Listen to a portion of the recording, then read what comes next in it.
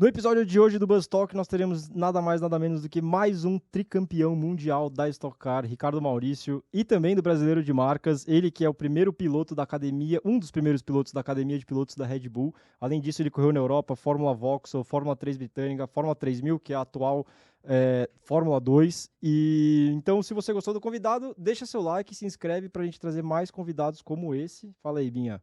Boa, Daniel. No 15º podcast você manda uma Porra, dessa. aprendi, né? Aprendeu. Então é Boa. isso, roda a vinheta.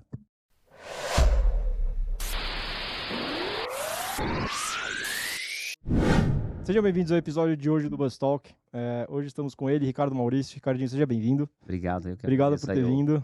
O convite aí. Valeu. Falar um pouco de automobilismo. Falar só um pouquinho de automobilismo, tem uma história legal esse cara aí. Valeu. Antes disso, eu queria chamar o nosso patrocinador aqui, dar um salve para a Broad. A Broad é a sua conta multimoedas. Você baixa o aplicativo broad.app, Broad é BROAD.app, escaneia o código de barra ou entra no site diretamente, baixa o aplicativo. Você tem uma conta ou em dólar, ou em euro, ou em libra. Você pode fazer transação entre essas próprias moedas. Além disso, você pode fazer compras internacionais pela internet ou quando você for viajar. E, além disso, é um aplicativo muito fácil de usar e ele te avisa quando a cotação está muito boa das moedas. Então, se o dólar está baixo, você vai viajar, por exemplo, a gente está em agosto, você vai viajar em janeiro, você recebeu a notificação, você vai lá, coloca dólar e ele vai ficar lá esperando. É simples, por Pix, você faz um Pix, você recebe em real na conta e aí você transfere para a moeda que você quiser. É muito simples, escaneia o código de barra aí e vamos lá.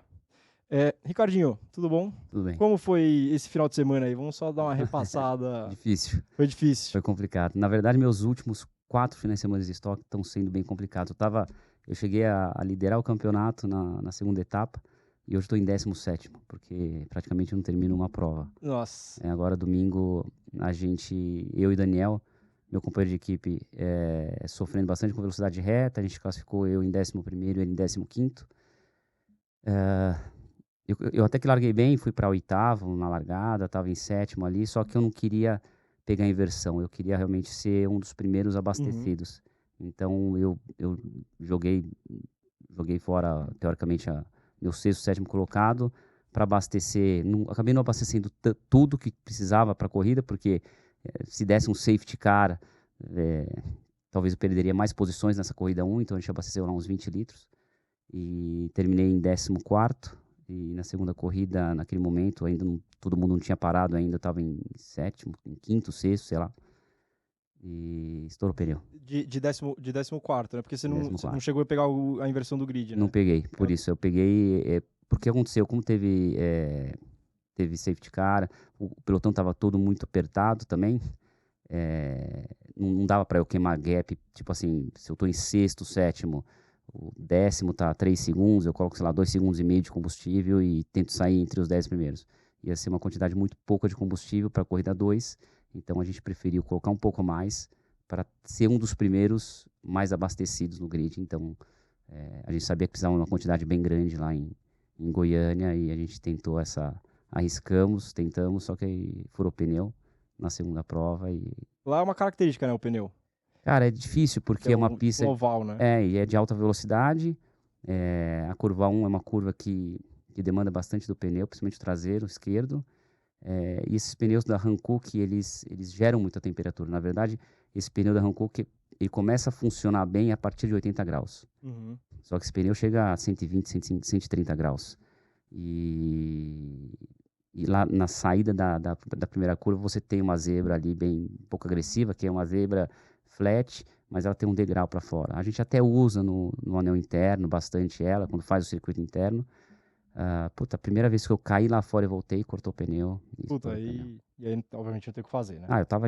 Quando eu entrei no box, eu estava acho que em 24º, daí a gente preferiu abandonar, porque não ia pontuar mesmo. Correu o risco de...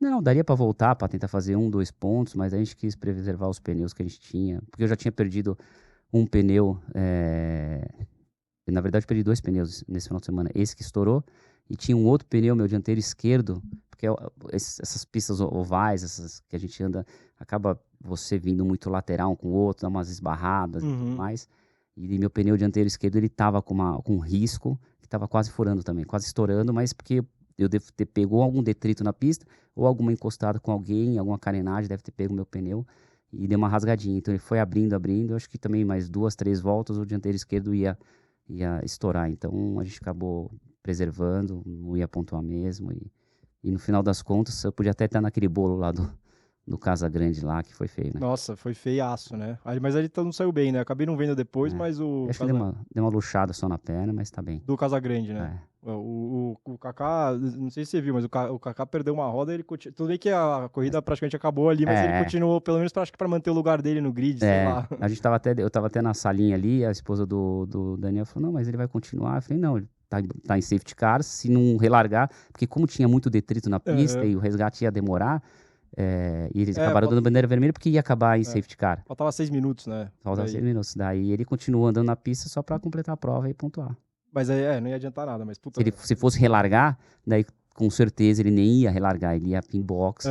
Porque sim, com certeza. na reta oposta ele entraria box, porque a gente sabe quando vai relargar, né? A gente é avisado pela direção de prova que vai relargar a prova. Com certeza ele teria entrado no box, mas ele fez certinho. E no safety car ele não perde posição, não ficou lá com 3 rodas. Ele ficou lá com 3 rodas, meu. Tava o motor pra fora ali, passava a câmera do lado, dava pra ver o escapamento saindo da lateral do motor, assim. Cara, mas arrancou tudo. Não é? Se você olhar a corrida, arrancou tudo. Punk. Porrada, feio. Porrada.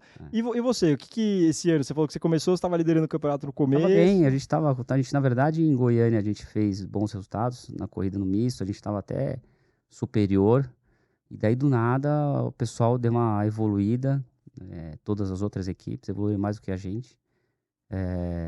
Eu saí da segunda etapa ali do campeonato, mas daí acabou tendo vários problemas. Cascavel eu tive problema que eu encostei com o Thiago, perdi metade lá do carro, e meu carro ficou muito dianteiro e acabei me ferrando. Teve Velocitar, que eu fiquei no acidente também, quando tomei uma porrada na traseira. Eu fui penalizado na primeira, porque eu fechei o Atila um pouco em cima da hora. Na segunda eu estava até que bem, e daí o Gaetano deu na minha traseira, fiquei no guarda-reio. Essa do Velocitar foi uma porradaria também, né? Foi a que deu a porradaria, eu fui um que tomei no Szinho ali. E daí fiquei sem pontuar, tô em 17º no campeonato. Onde que fica, assim, predominantemente essa evolução na Stock Car? Você não pode desenvolver muita coisa, sei lá, comparando com a Fórmula 1, por exemplo, você desenvolve o carro, basicamente, a asa, enfim. Na Stock Car, onde que fica principal, assim, tipo... Não, o pessoal consegue trabalhar um pouco na parte aerodinâmica do carro, pouco, mas você vê que o pessoal consegue trabalhar assim. Parte de suspensão. Por isso que é tão próximo. A gente fala assim, evolução, às vezes você tá 2 décimos, 3 décimos do pole, você tá em 15º. É bizarro, isso o cara é bizarro, que é perto. Eu larguei em 11º, 1 décimo seria acho que 5º ou 4º. É muito pouco, entendeu? Mas o que o Stock Car realmente pode mudar, mexer, são cliques no amortecedor. O amortecedor ele é fixo, né? Ele é travado, ele tem a sua curva lá do amortecedor, mas ele é travado, então você só pode mexer nos cliques dele. Mola é 1.400 libras, igual para todo mundo. Disco de freio, pastilha de freio é igual para todo mundo. Pinça de freio igual para todo mundo. As pedaleiras, eu acho que tem 1 ou 2 que são... Pedaleira é mais feeling do piloto. Agora você mexe bastante em caster, convergência, cambagem, altura de carro, mas também o estoque ele tem um limite de altura. Existe esse regulamento que você não pode deixar o carro mais baixo do que tantos milímetros. Isso daí é regulamento. E daí você tem também, fora isso, tem parte aerodinâmica de asa e tudo mais. E daí, conforme o delta entre as marcas, acho que é mais do que 30 pontos de diferença entre as marcas, Chevrolet e Toyota, começam a entrar packs, que eles falam, pack 1, pack 2, pack 3. E esses packs, eles vão dando algum benefício para a marca que está em deficiência, em desvantagem. Então, eles dão, às vezes, um pouco mais de gurney, um pouco mais de... Pode baixar um pouco mais o carro, ou aquele splitter dianteiro, como se fosse uma asinha dianteira ali no bigode do carro. Eles podem avançar um pouco mais. Então, tudo isso, existem esses packs para tentar equalizar, tentar deixar um pouco mais próximo os carros possíveis. Mas, de uma certa forma, é difícil você fazer isso, porque como que você vai equalizar os carros se você tem peso do primeiro ao 6º colocado? Entendeu? Então, é meio... Mas o que Não é muito coerente, entendeu? Teria que ser todo mundo zerado de peso, todo mundo andando de igual para igual. E você tem 20 Chevrolets, tô defendendo agora a Chevrolet, tá? Você tem 20 Chevrolets contra 11 Toyotas. Como que você vai equalizar isso, entendeu? Você teria que ter 15 pelo menos, para Mas você ter a o mesma que chance define quem que vai ter que equalizar ou não? na categoria. Mas não tem nenhum parâmetro, assim, putz, quando, sei lá, na reta o Chevrolet foi 5 km por hora mais rápido, na Então, próxima não corrida tem. não É tem só pela pontuação. Entendi. Ah, tá, entendi. Na verdade, o Toyota, quando eles mudaram essa carroceria para 2020, que foi na pandemia, o Toyota tinha um problema grande de... O carro era muito traseiro. Uhum. E daí eles fizeram alguns apêndices aerodinâmicos, mudaram algumas coisinhas para sustentar. Só que o carro, ele melhorou a traseira e ficou mais rápido de reta. Inacreditável. Uhum. Se você pegar a folha de tempo nas corridas de oval, se você for ver, a corrida 1, pole é sempre Toyota. Principalmente quando não tinha vácuo. Quando tinha vácuo, até eu ganhei lá as 2 corridas em 2021. Eu consegui ganhar as 2 corridas, como o Rubinho ganhou ano passado. Mas na classificação a gente classificava no vácuo. Entendi. Agora que não tem vácuo, que fez a classificação 3 em 3, você pode ver que pole é sempre Toyota. E essa classificação 3 em 3, eu tenho acompanhado pouco o estoque. É toda a corrida ou era essa porque era muito pequena a pista, né? Porque, na verdade, na classificação de 21, de 22, durante os treinos, foi comigo e com o Átila, quase a gente teve um acidente feio no final da reta oposta, porque assim, ninguém quer ceder o vácuo e todo mundo quer pegar o vácuo. Exato, é normal. É normal. Em Monza, E é aquela coisa vai ver isso na Fórmula 1. É aquela coisa que o cara vem rápido na reta, daí ele puxa pra direita, freia, pro cara não ter muita reação, passar, depois você tentar engatar atrás dele, então ia ser muita palhaçada. Ia acabar sendo uma palhaçada isso daí, porque ninguém quer dar vácuo pra ninguém, daí todo mundo tira o pé, daí depois não consegue abrir volta, daí depois dá bandeirada, são 8 minutos só de classificação. E daí, quando quase deu esse acidente entre eu e o Átila, a gente sentou com o pessoal e daí eles abortaram. Só que o ano passado era de 1 em 1. Só que devido à televisão, a gente fez... Né? É muito tempo. Daí a gente fez de 3 em 3. Ficou justo até. Ficou justo. A única coisa que, pra televisão, acho que não ficou legal é que os líderes começaram a classificação. Né? Acho que o legal seria o inverso, né? Você pegar do pior do campeonato até o melhor, porque você vai vendo a evolução do grid, acho que dá mais emoção. E essa escolha é sorteio, né? Foi sorteio, não foi que quem se ia ser da frente para trás ou de trás para frente? Não, a gente tem, até o ano passado, o regulamento era, você tem a classificação 1, você tem 2 grupos, né? Para não ter problema de atrapalhar, então você tem os 15 primeiros separados dos outros 15. O grupo 1 era sempre o primeiro a classificar. O grupo 1, os 15 primeiros eram sempre os primeiros a classificar. E ficava um pouco injusto, porque às vezes a gente tinha HB20 ou marcas, e aquele pneu daqueles carros, eles acabam deteriorando a pista, acabam trocando a borracha. E os nossos grupos, teve uma vez em Interlagos que dos 15 primeiros, acho que só 2 classificaram. No top 15? No top 15. Ah, tá. Porque a pista evolui muito.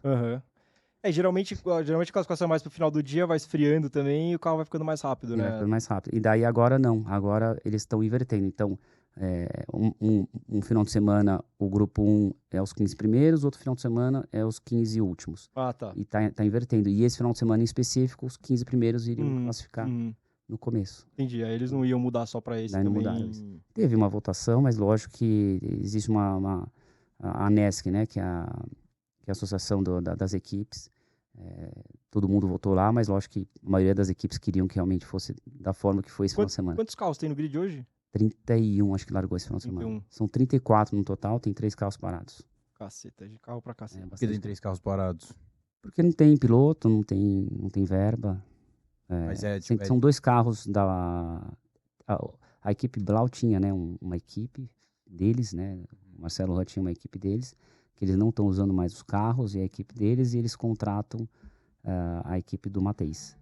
E tem mais um carro parado que eu não sei de quem que é. São 3 carros parados. Quantas etapas faltam? A gente tá na série Fórmula mais 5. 5 etapas. Dá pra buscar ainda? Não tem nem... Tentar chegar próximo do 7º, 6º colocado Assim, se eu pegar do 7º pra mim, são uns 27, 28 pontos. Não é tanta porradaria que tá tendo no estoque, não é difícil chegar Aham. nesses 27 e 28 pontos. Se eu te falar 27 e 28 pontos, lutando pelo campeonato, já é um pouco até mais complicado, porque É o cara que tá brigando lá na frente meio que sempre. ele sempre tá lá na frente, então é difícil. Só se o cara tiver muito azar de estar quebrando toda hora. e Tem que tudo dar mais. uma zica. Tem que começar a dar muita zica pros caras. Mas eu acho que assim, esses 27, 28 pontos para chegar num sétimo, num sexto colocado, é mais fácil para mim onde que eu tô do que se eu tivesse em quinto colocado no campeonato tentasse o título. Entendi. Mas Stock Car, tudo é possível. Entendi. Vamos voltar pro começo agora, que é o que eu quero muito falar com você, Vamos lá. porque eu queria muito falar com um piloto dessa época. Você começou relativamente tarde, né? Que você começou com 15 anos, é isso, no Não, kart? 10. Com 10 no kart. É que hoje a molecada começa com 4, né? Não, exato. Eu ia falar relativamente tarde porque você fez o seu primeiro ano de Fórmula Ford e você tinha 16 anos, 16 né? Aqui no anos. Brasil. Mas eu fiz kart desde... Comecei em 89. Fiz Uhum. 5 anos e meio de kart e depois já... Nem 5 anos e meio. Tudo no Brasil, tudo aqui. Eu fiz um ano na Europa. Fui o primeiro piloto brasileiro a morar fora do país para correr de kart. Sério? Isso foi Caralho. em 94. 94. Eu tinha 15 anos, eu fui pra Itália, morei... Aí eu corria pela Parilla, que eram os motores Parilla. Aham. E chassi do Mike Wilson, que foi aquele cara que foi 6 vezes campeão mundial de kart. E daí eu corria por eles lá, fiz campeonato italiano, europeu e mundial. E daí eu voltei pro Brasil e fui pra Fórmula Ford. Teve algum resultado bom? Eu não vi nenhum dos resultados de kart seu na internet. Cara, eu fui bicampeão paulista de kart, vice sul-americano e terceiro pan-americano. E aí na Europa, aí você resolveu voltar pra andar de Fórmula Ford aqui? Por que você já não ficou lá? Porque eu queria pegar um pouco mais de experiência, né? Porque lá é pauleira, é lá. porrada lá. Acabei vindo pro Brasil, fiz Fórmula Ford, daí eu fui campeão de Fórmula Ford em 95, mais jovem também, piloto a ser campeão. E acho que hoje em dia na Fórmula 4 tem garotada mais jovem que isso, não? Eu acho 15, que não, 16? menor que 15 com certeza não. Eu acho que 15 é a idade que você pode começar a andar treinar. de Fórmula 4 lá. É. Não, pode andar já, eu já competi de Fórmula 4, eu acho que é 15 anos, tenho quase certeza. Se não é 15 é 16, com certeza não é 14. Mas aí geralmente tipo, a molecada faz um desses campeonatos de inverno aí que tem em Dubai, Abu Dhabi, Nova Zelândia, que é pra começar a pegar a mão, mas aí começa a andar com 15 anos Eu mesmo. comecei a andar com 15 treinando, só que a CBA não liberava a carteira. Aí eu fui treinando durante as épocas que eu tava no Brasil, eu vinha pra cá tal, treinava e depois eu comecei a temporada em 95, daí em 96 fui pra Inglaterra. Aí fiz Fórmula Chevrolet na Inglaterra. Você fez a Fórmula...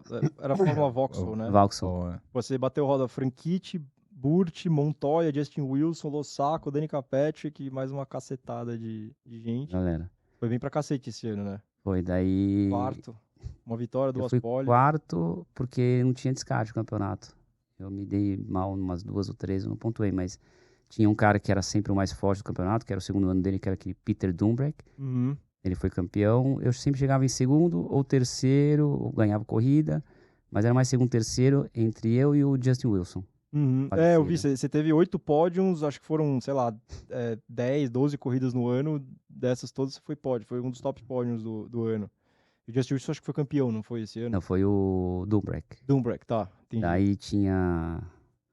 Eu fui quarto por causa disso aí, por causa de acidente, coisa que eu não terminei, não pontuei. Como que era nessa época, assim, como que você falava com a equipe, como que você chegou até lá? Porque não tinha internet que a gente tem hoje, não tem a facilidade que tem até hoje, obviamente, imagina se tivesse algum empresário na época, mas...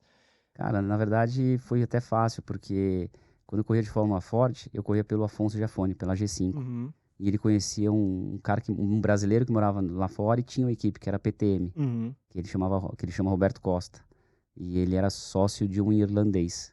E daí acabei indo para a equipe dele lá, então até foi fácil de achar. E dali eu segui, fui para Fórmula 3. Era na Inglaterra? Inglaterra, mas poxa, nessa época era ICQ, era e-mail, exato, não tinha nada. Não tinha quase nada. Nada, e-mail, não tinha nada de internet. Isso quando? 90 e? 96. Então. É muito tecnologia ainda estava começando. E você ia pra lá e você não tinha como falar com ninguém aqui também? Não tinha... Nada, e-mail. Era e-mail no máximo. Daí lá pra 98, acho que 98, 97, 98, 99, daí acho que veio aquele ICQ. O ICQ eu tive, eu não lembro. Eu nem lembro. Lembro do barulhinho, mas nem cheguei a usar. O ICQ eu tive pouco, mas Daí eu tive usava o esse negócio MSN. aí. MSN É, veio depois, né? esse Aí o MSN veio depois do ICQ. Foi. O MSN era legal. Pra você ver como a gente tá velho. Aí você fez, aí em 97 você fez Fórmula 3, Daí 90 inglesa. 97, Mas 98. nisso tudo, assim, a tua família sempre foi fanática pro automobilismo, alguma coisa assim? Nada, na verdade, Como que você entrou nessa, assim? seu pai com certeza conhece, mas não sei se conhecia o Keco Patti. Putz, de nome não... Não sabe. Esse cara, ele já tinha sido piloto, mas ele tinha uma escola de pilotagem na Giovanni Gronk. Uma vez meu pai passou na frente e tinha um curso de mini bug. E daí, ele falou, vamos fazer uns cursos de mini bug. Eu sempre gostava de carro. Daí fiz o curso de mini bug e ele também tinha o curso de kart. E ele tinha uma categoria em Interlagos, chamava microkart, que eram os motorzinhos brancos, esses motores que nem tem de indoor. E não era um campeonato paulista, era um campeonato que chamava microkart, que era um campeonato dele. Da molecada que ele tirava das aulas e colocava pra correr. E daí eu fui fazer o curso de kart também. Daí eu e meu irmão, a gente começou a fazer o campeonato na microkart. A gente fez durante um ano lá. Daí meu irmão quis parar, não quis continuar. E eu quis continuar. Isso era muito moleque, né? 10 anos de idade. Caralho. E daí saía da escola, ia pra escola de manhã, saía da escola, terça, quarta, quinta, ia pro cartódromo depois do almoço e treinava. Qual cartódromo? Andava. Interlagos. É o Interlagos. que tinha, não tinha na Sim, época, não sim. tinha. Tinha aldeia, não? Aldeia não tinha, Granja não tinha. Foi ter, depois de um tempo, foi ter, porque isso aí foi em 89, 90, 91, não. Depois foi ter Itu, Uhum. mas eu andei pouco lá em Itu, acabei nem competindo lá. Era da Skin Cariol, não era um negócio? Da Skin Acho Cariol. que virou recentemente, assim, já era dessa época? Já era Skin Já Cariol? Ah, tá, Aí entendi. porque era o São de lá, né? são de lá. E daí tinha o cartódromo Skin Cariol. Eu andei pouco lá até, porque foi numa época que era a minha transição do kart. Até eu já andei lá. Eu já fui lá também, eu nunca andei, eu fui assistir corrida lá.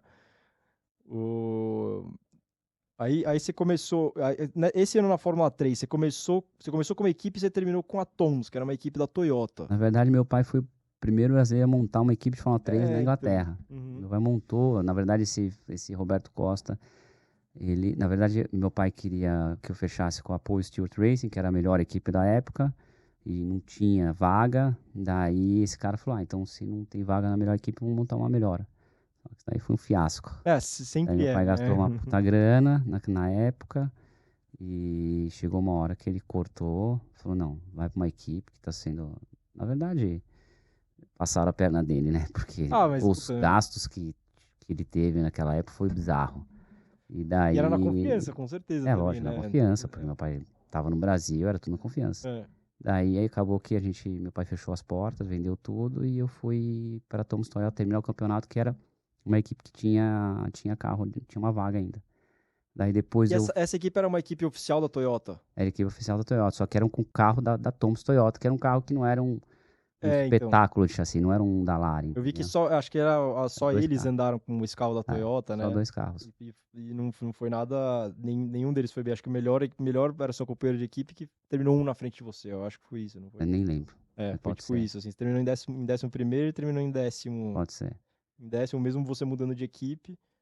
E aí, eu vi um negócio que várias equipes fizeram uma etapa de Spa. Foi Foi. Eles juntaram com uma outra categoria. Você tá bem estudado. Eu puxei Puxou capivara tudo aqui. Caramba. É bom. Eu tinha até esqueci que eu tinha corrido de Thomas Toyota em Spa. Mas teve... Eu não sei se eu fui de Thomas Toyota para aquela Zandvoort que tinha, né? Que é a Master Marlboro. A Marlboro patrocinava esse evento. Eram 32 carros no grid. Mas foi para Spa. Eu também não lembro o resultado. Sou muito mal de memória. Não, eu puxei aqui alguns resultados, mas é que só na corrida de Spa várias equipes entraram só para essa corrida. Eu queria entender se era alguma junção de categoria. Foi uma corrida X que fizeram, e a maior parte das... Porque antigamente não tinha, né, Fórmula 3 como é hoje, né? Uhum. Antigamente era campeonato inglês, campeonato italiano, alemão, era regional. Espanhol, eram todos regionais, e os melhores, assim, os mais fortes eram o campeonato inglês, alemão e depois o italiano. É engraçado que a Fórmula 3 britânica até hoje faz todas as corridas na Inglaterra, e essa corrida em Spa, a única corrida fora do calendário é a de Spa. Até hoje, não sei por que eles fazem essa. E aí você foi para Macau esse ano. Daí eu fui para Macau com eles, Não lembro o resultado, em 97, eu lembro de Não 98. terminou, você deve ter batido. Deve ter batido. Bem provável, né? E Macau. Macau sendo Macau, é difícil. Macau sendo Macau. O primeiro ano é para aprendizado. Total. Depois, porque é uma pista bem difícil. Bem, naquela época não tinha simulador, não tinha porra. Não, Hoje os caras fazem... Já te conto uma da 3000, você me lembra. Quando a gente entrar na 3000, eu te conto uma da 3000, você vai achar bizarro. Mas daí eu fui para Macau, difícil de decorar a pista. E é uma pista que é na praia, então você tá na parte assim, plana, e daí você começa a subir uma montanha. Você sobe, depois você desce ela. Dá quase 8 km de pista, 7 e pouco, 8 km. Só que a sua melhor volta do final de semana acaba sendo no final da corrida, porque a pista só vai emborrachando, vai melhorando. Então, assim, você vira 2, 3 segundos mais rápido na corrida do que com pneu zero no treino ou na classificação, entendeu? Porque ela vai evoluindo demais. Nossa, eu não consigo imaginar naquela época o que era, meu. Tipo, hoje os caras... Eu lembro quando o Devlin foi, que eu fui com ele, a gente fez 2, 3 meses de simulador, assim, todos os dias pra decorar a pista, assim, eu não consegui imaginar um piloto chegando lá sem fazer ideia do que ele tá fazendo, né? A gente alugava aqueles mini moke, aqueles de pinho. A gente alugava... Espera, volta. Mini moke, depois vocês têm que procurar na internet. É um carrinho, parece um jipinho, que não passa de 80 km por hora e é meio típico da Ásia ali. E daí a gente alugava esses mini moke e ia andar na pista. Mas aí, assim... Com o trânsito aberto. Com o trânsito aberto. E dava quase 20 e poucos minutos uma volta, imagina, pô, você não queria passar o dia inteiro andando naquilo lá. E os donos das equipes sempre falavam, você vai pra pista, você não se preocupa em virar tempo nos primeiros treinos. Vai lá para aprender a pista, porque a pista vai melhorar, é não bater. E se não bater, você vai estar andando, vai estar treinando, você vai estar evoluindo a cada volta. E dito e feito, não podia encostar no muro para realmente ter um bom resultado. Daí eu voltei em 98 para lá. Daí eu fiz de novo Fórmula 3 na Inglaterra, daí eu fiz numa equipe chamada Alan Docking Racing, que é uma equipe que o Webber tinha corrido um ano anterior. E não lembro, acho que o campeonato que eu fui. Você ficou em 7º no campeonato. Eu não peguei Não era uma equipe muito bala. Aqui não tem pouquíssimo informação de resultado, assim. Eu não sei se você ganhou corrida, fez pódio, não, mas eu sei fiz que você terminou em pódios, 7º. mas não ganhei corrida. Daí eu consegui fechar a tão esperada vaga para Macau com o apoio Stewart Racing, porque o piloto oficial não tinha fechado, que tinha sido campeão. Se não me engano, chama Kenny. Esqueci o nome do cara. Daí eu fechei, fui eu e o Burt para lá. Daí já nos treinos, sempre andando bem, o carro era um espetáculo. Aí eu tive problema na classificação, quando fui passar o pneu zero. Tive problema na bateria, classifiquei em 6º. Aí larguei em 6º, cheguei em 5º. E nesse ano, até esse ano de 98, eram 2 baterias e era a soma do tempo. Não era, tipo, pré-final e final como é hoje. E esse regulamento foi alterado por causa desse ano de 98, porque o cara que ganhou, que foi o Dumbrek, ele não ganhou nenhuma etapa. Ele foi 3º e foi 2º. E ele subiu no pódio em 1º. O resultado da corrida era a soma das duas. Eu perdi por 4 milésimos. Caralho. Entendeu? Porque eu cheguei em 5º na primeira, na segunda eu larguei em 5º, ganhei, e eu tinha que abrir um gap, sei lá, de 4,5 segundos a diferença. E daí ficou naquela coisa de décimos durante um monte de voltas. Eu abri um bom gap no começo, e daí a gente ficou disputando, e eu na última volta perdi por 4 milésimos. Entendi. E daí mudou. Daí a partir de 99, eles colocam pré-final e final. Porque, porra, você ganha uma corrida, o cara não ganhou nenhuma corrida, ele subiu em 1º no pódio, entendeu? A classificação até que ok, né? Mas corrida não dá, porra. Corrida é corrida. Ganhou. Mas nessa época, assim, a primeira vez que você foi pra Macau, você chega lá com o que de informação? Zero. Nada. Não tinha nem... O traçado só. Não tinha nem board, não tinha, né? Porque não tinha GoPro, essas coisas naquela época. Caralho, não tinha nenhum vídeo, nada, absolutamente nada. Que loucura, não, os carros tinham... O que tinha câmera on-board eram os carros que eram televisionados, né? Que daí tinha todo o aparato e tudo mais. Mas não tinha câmera on-board naquela época. Mas não tinha alguém que te passa o traçado, fala assim, ó... Sim, mas você vai na pista andar de carro de rua. Só, mais nada. Você vai conhecer de carro de rua. Tem como sentir antes da corrida? Nada. Nem telemetria tinha? Não, telemetria tinha. Já tinha telemetria? Já. E era relativamente completo ou não? Tem vários... Tinha alguns canais, mas... Assim, para equipe, assim, não tinha alguns canais. Até a Inglaterra tinha parte de suspensão e tudo mais. Mas a gente tinha a telemetria, tudo certinho, mas Difícil, né? Você falar assim, poxa, freia aqui, mas... Não, eu sei. Não é que nem Cameron Board, você vai lá e Não, vê o outra cara coisa. freando. Puta, o cara freia na placa do 100. Poxa, você sabe que vai começar o treino freando no 130, 120, sentindo o carro, conhecendo o carro. E depois você vai... Nesse caso é muito mais importante on-board do que Sim. telemetria disparada. Você vai saber mais ou menos o que você vai fazer de marcha e tudo mais. Uhum. E alguma coisa aqui ali, mas... Se o cara faz um short shift aqui, uma coisa diferente ali e tal, mas não tem muito o que fazer. Telemetria não tem o que fazer. Não tem. Ah, o cara virou volante aqui, tá, mas onde que é aqui que virou volante? Você vai ver no board, né? O Exato. cara faz um traçado diferente. Então era Exato. bem raiz. Na nossa época era muito raiz. Ali a telemetria vai te ajudar mais depois no primeiro treino do que antes. Pra você evoluir. Você saber exatamente, porque as pistas... Aí você vê, puta, não, agora ele freou um pouco mais dentro. Porque você tem, né, tipo, as pistas são divididas, normalmente os setores, né, da cronometragem de 3 ou 4 setores. Então você consegue falar, pô, o setor 2 não tá bom e o 4 não tá bom. Mas naquele setor 2, às vezes tem 5 curvas. Na telemetria, você sabe exatamente onde que está sendo o problema. Qual curva das 5 que você tá indo mal, entendeu? Então a telemetria é muito importante. Exato. Porque só quando você anda e você tem um companheiro bom, dados bons para você comparar, entendeu? E aí depois, esse resultado de Macau, ele foi bem importante para você, imagino, né? Porque aí logo depois você foi para... Na verdade, eu tinha possibilidade... Na verdade, eu já tinha fechado para andar de 3.000. Ah, tá. Pela Supernova. E daí...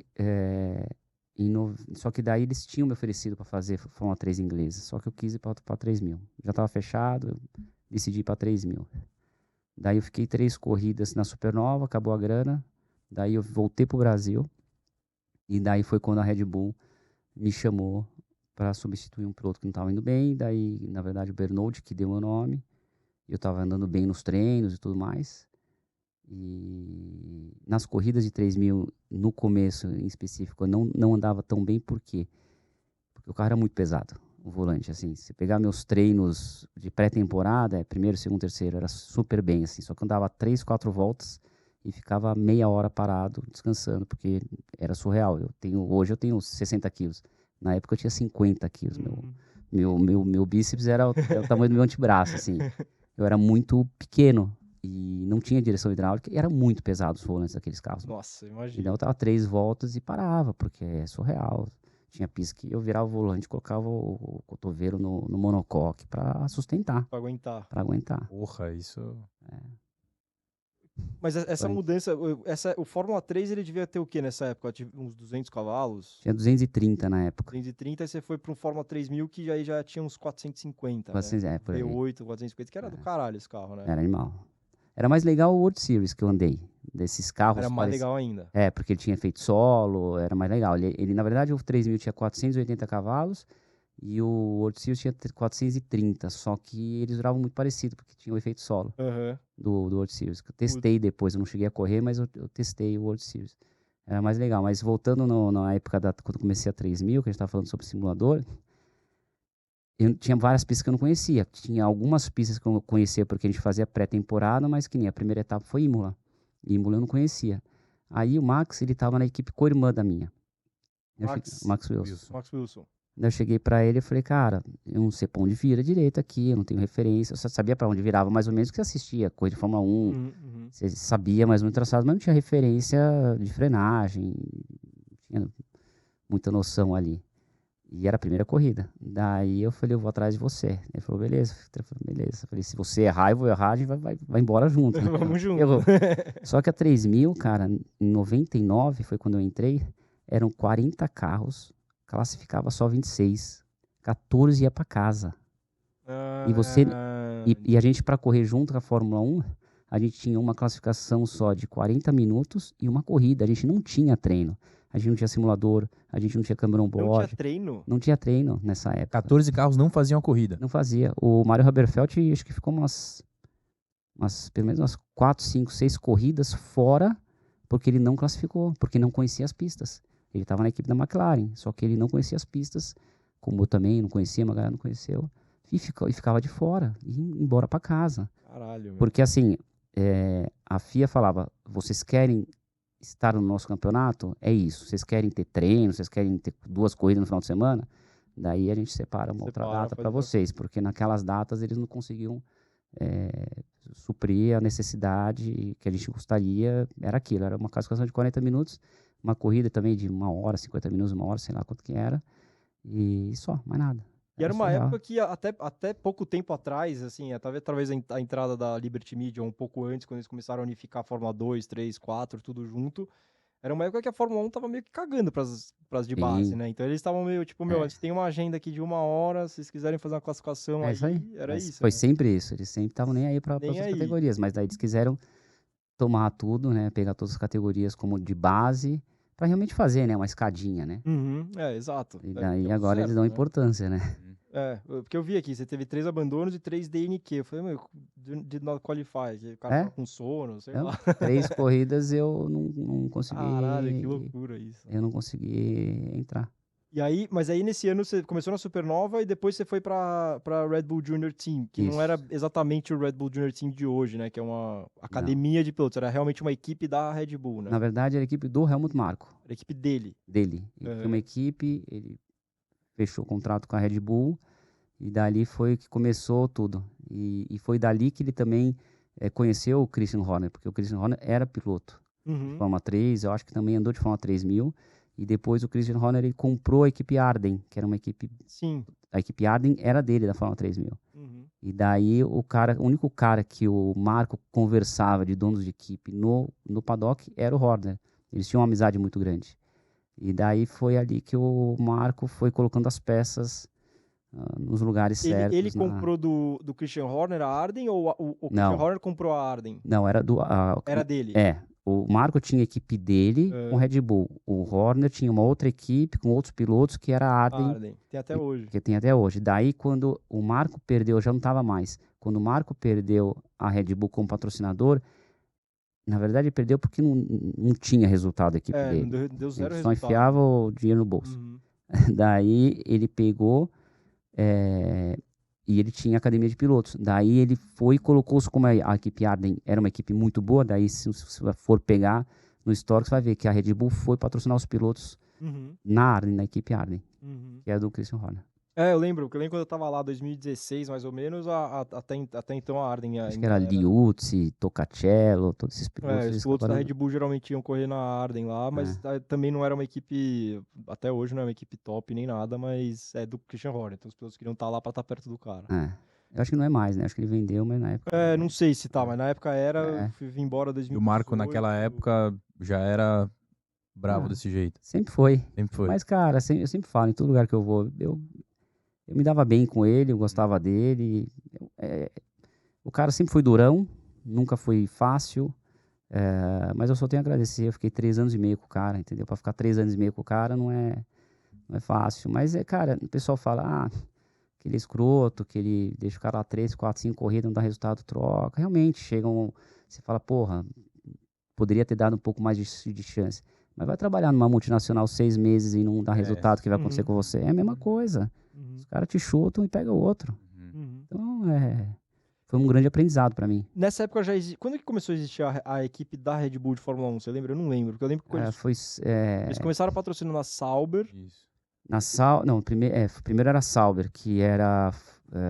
teve a época do Massa. Massa, acho que teve Kimi. Teve o Kimi. Bernoldi. Só que o Bernoldi ele só testou, ele foi correr na Arrows, lembra? Eles tiraram, verdade. foi pra Arrows, foi aquele ano que a Arrows quebrou. O Bernoldi fez um ano inteiro de Arrows e no segundo ano quebrou. Ela quebrou. Aí a equipe, eu vou chutar, mas lá pra 2004, 2003, 2004, 2005, foi a Toro Rosso, né? Que era Minardi, né? E virou Toro Rosso. Virou Toro Rosso. E aí depois virou Red Bull. Aí eles compraram uma outra equipe. É verdade, eles compraram era Jaguar, eu acho. Pode ser. Não lembro. Pode ser. Eu acho que foi a Jaguar, porque em Milton Keynes. Exato. Na cidade de Milton Keynes, na Inglaterra. E daí eles pegaram toda a estrutura da Jaguar. Eu acho que foi isso mesmo, pegou a Jaguar.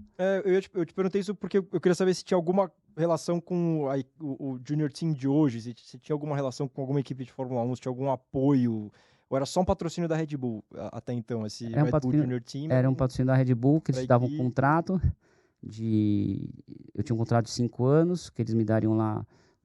tinha escrito no contrato, nem lembro direito, mas era assim, proporcionava o carro da Fórmula 3000 durante 2 anos, Daí depois piloto de teste durante 1 ano, X de salário. Daí primeiro 1 ano, 2 anos de Fórmula 1. Eles tinham um contrato lá. Uhum. Depois de 2, 3 anos, se você não fosse subir. Só que naquela época, a gente precisava levar 50% do orçamento para a Fórmula 1. Uhum. Então, se custasse 6 milhões, eu tinha que arrumar 3 e eles pagavam os outros 3.